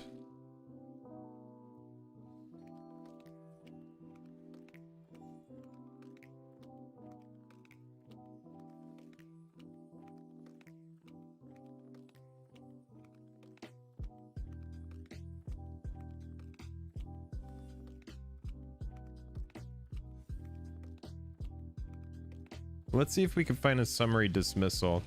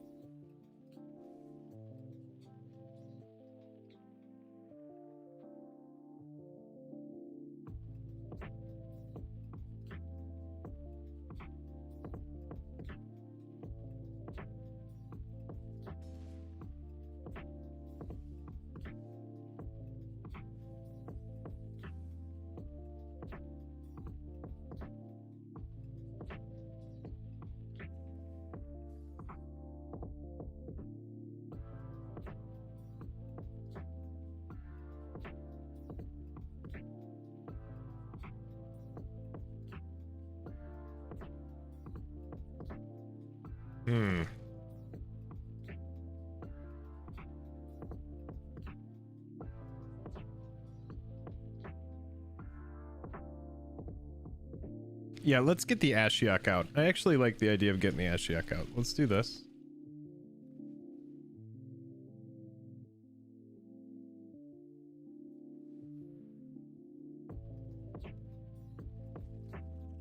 All right, and then what we're gonna do is this.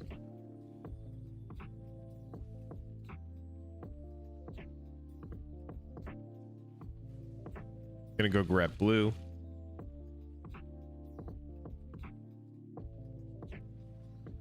Because now what our opponent's gonna have to do is they're gonna have to answer the Ashiok, which they will with the Banishing Light. And then the following turn,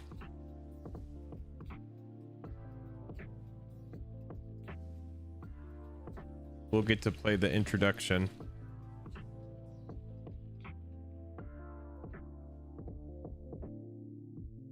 That might have been a misplay, actually. Maybe it would have been best to just exile the 6/6.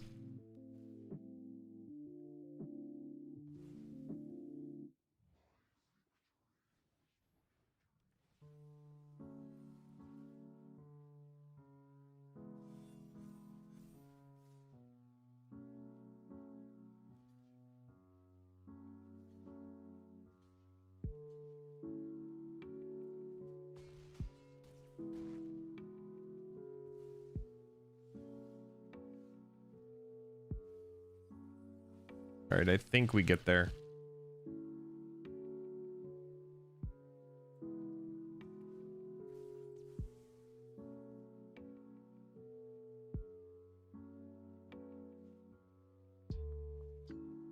I think we just got there. That was very close.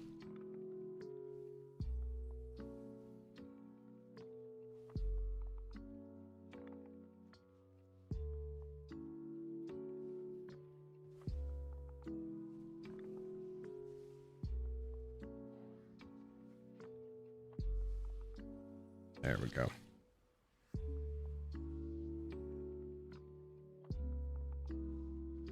Oh, that was a close one. That was a close one.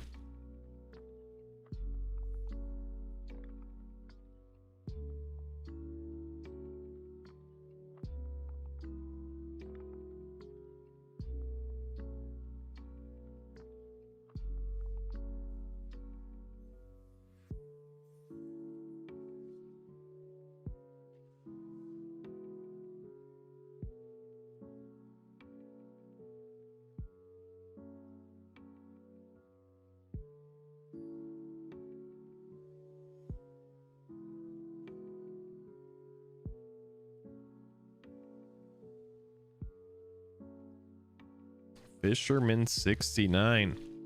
Jai Prime says, I was thinking about the Tron Hoser. When they put a hate bear like this in a set, it usually means that there's a lot of power from that source of hate. So Modern Horizons 2 is almost certainly artifact heavy.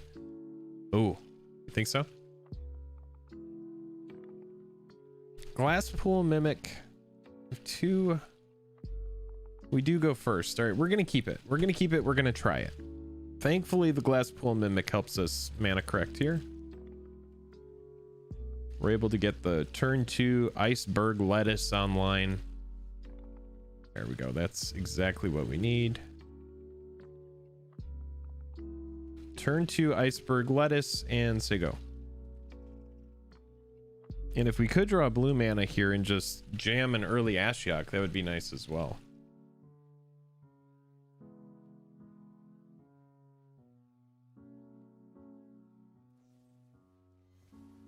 Oh, they just fatal push. Okay.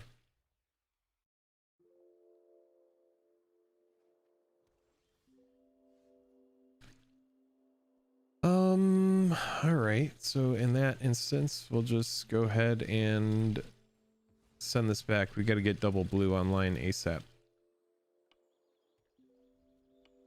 All we've seen so far is a fatal push here. See what the opponent decides to do with 3 black mana. It's a Sorin.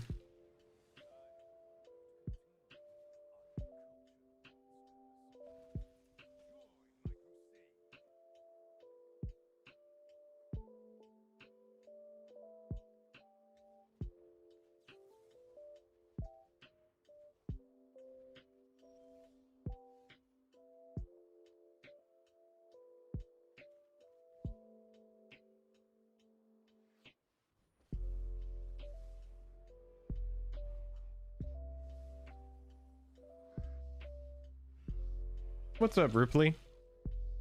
All right, we're gonna get these Teferi's tutelage online now. This Ashiok will likely just die.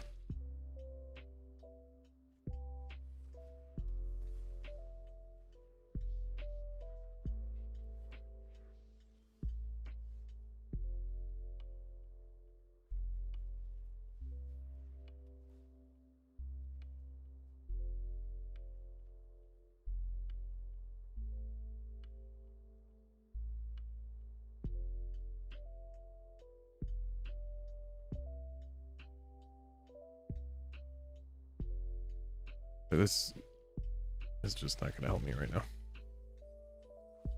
We could get there with 2 tutelage, like 2 early tutelage.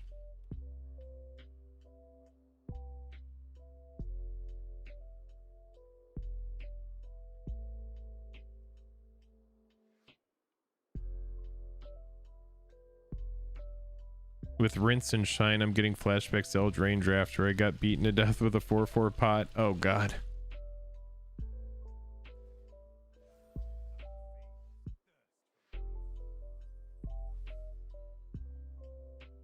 All right, so we need to find mana here, but I'm just gonna go for this.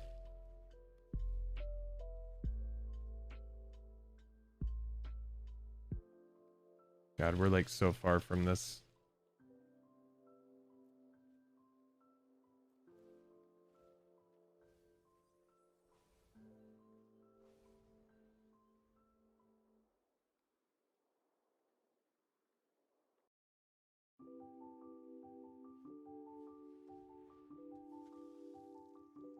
Of course they have both of these. Of course they do. Why would they not have both of them?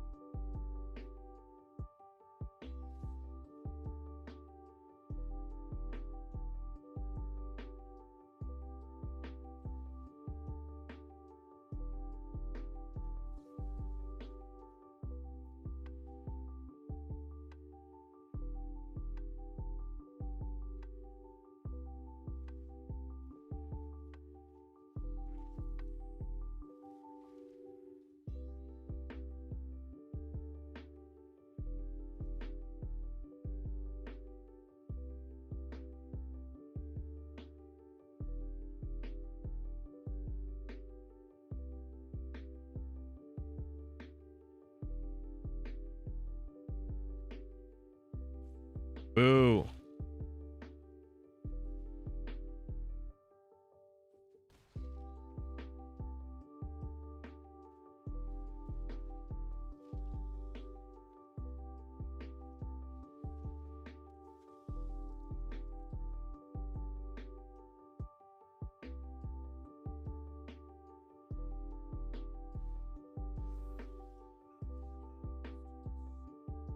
This deck was so slow. It's just so slow.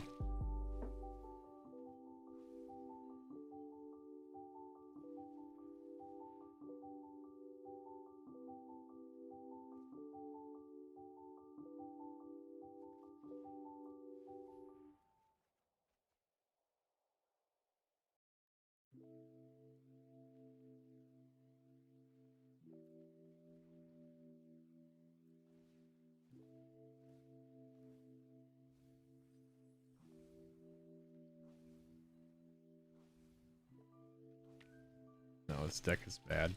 This deck is bad. Ugh. It's so bad. On that note, we're done. We're freaking done. Done. Enduring the stream so much now that I'm done the grass. I'm going to sit down, listen again. Prime Shifter, you got done with the grass just in time for me to be wrapping up the stream. I appreciate everybody hanging out today. If you did enjoy the stream, consider checking us out on Patreon. There's a great way to support the channel there. You're going to get your name into every single video at the beginning of the videos that we play.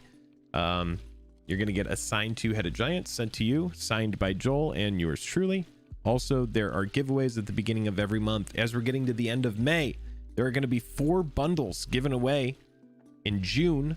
So if you're interested in that, that's Patreon is the way to get involved with that. Also, oh man, I have a stream on Wednesday as well from the same time, 1 to 5 Pacific Standard Time. And yeah, we're going to cover some more Modern Horizons previews. And again, if you want to see our preview, we do have a preview that's coming out on May 30th from Wizards of the Coast. This is not trolling. We legit have a preview card. So if you want to check that out, make sure that you're subscribed as well. I am Jake with Jake and Joel Are Magic. I appreciate you all so much for hanging out. Don't quit, says Kurt. No, I'm gonna wrap it up. I'm wrapping it up. I got some other stuff to get take care of around the house. I was speaking about two-headed giants. We have a couple new patrons. I need to make sure that they get their cards as well. Jake says, you gonna be on for FF? Jake, what is FF? What's going on? Jaya says, great times chilling, Jake. Later, Jake from Skip. Skip, thanks for hanging out. Card Shop Reality says, thumbs up to you as well. I know, I just got finished and you're done. Yeah, sometimes that's how it works, right? Oh, fan fights. Yeah, I might be on for fan fights. Joel is going to be doing a stream as well, so make sure that if you want to stick around. I was just talking about Joel. Joel is going to be jumping on. He has streams to do, and that's going to be probably in like the next hour. So just stick around, hang out for a little bit, maybe go get yourself some dinner and then come back. Keto Investor, how's it going? Good to see you. We're wrapping up my part of the stream today, but Joel is going to be streaming as well. Come watch me play some jank in EDH, 9 p.m. Eastern.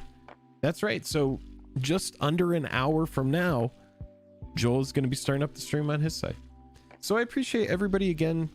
I hope you enjoyed the spoilers today. If you enjoyed the stream, click like and subscribe. If you dealt with my mill deck, I think we went like maybe 4 and 6 in mill. So we played like 10 games. It was all right. I always try to force that deck and make it work, and I need to just be happy with the wins that I do get. Anyway, I'm gonna get out of here. I appreciate all of you. We'll catch up with you soon. There's gonna be more Modern Horizons 2 previews. It's gonna be nuts. We have our own preview. Later, Mr. Jake. Jank. Later to you. Keep on getting those good shinies in Pokemon as well. I'll talk to you later. Everybody have a nice evening.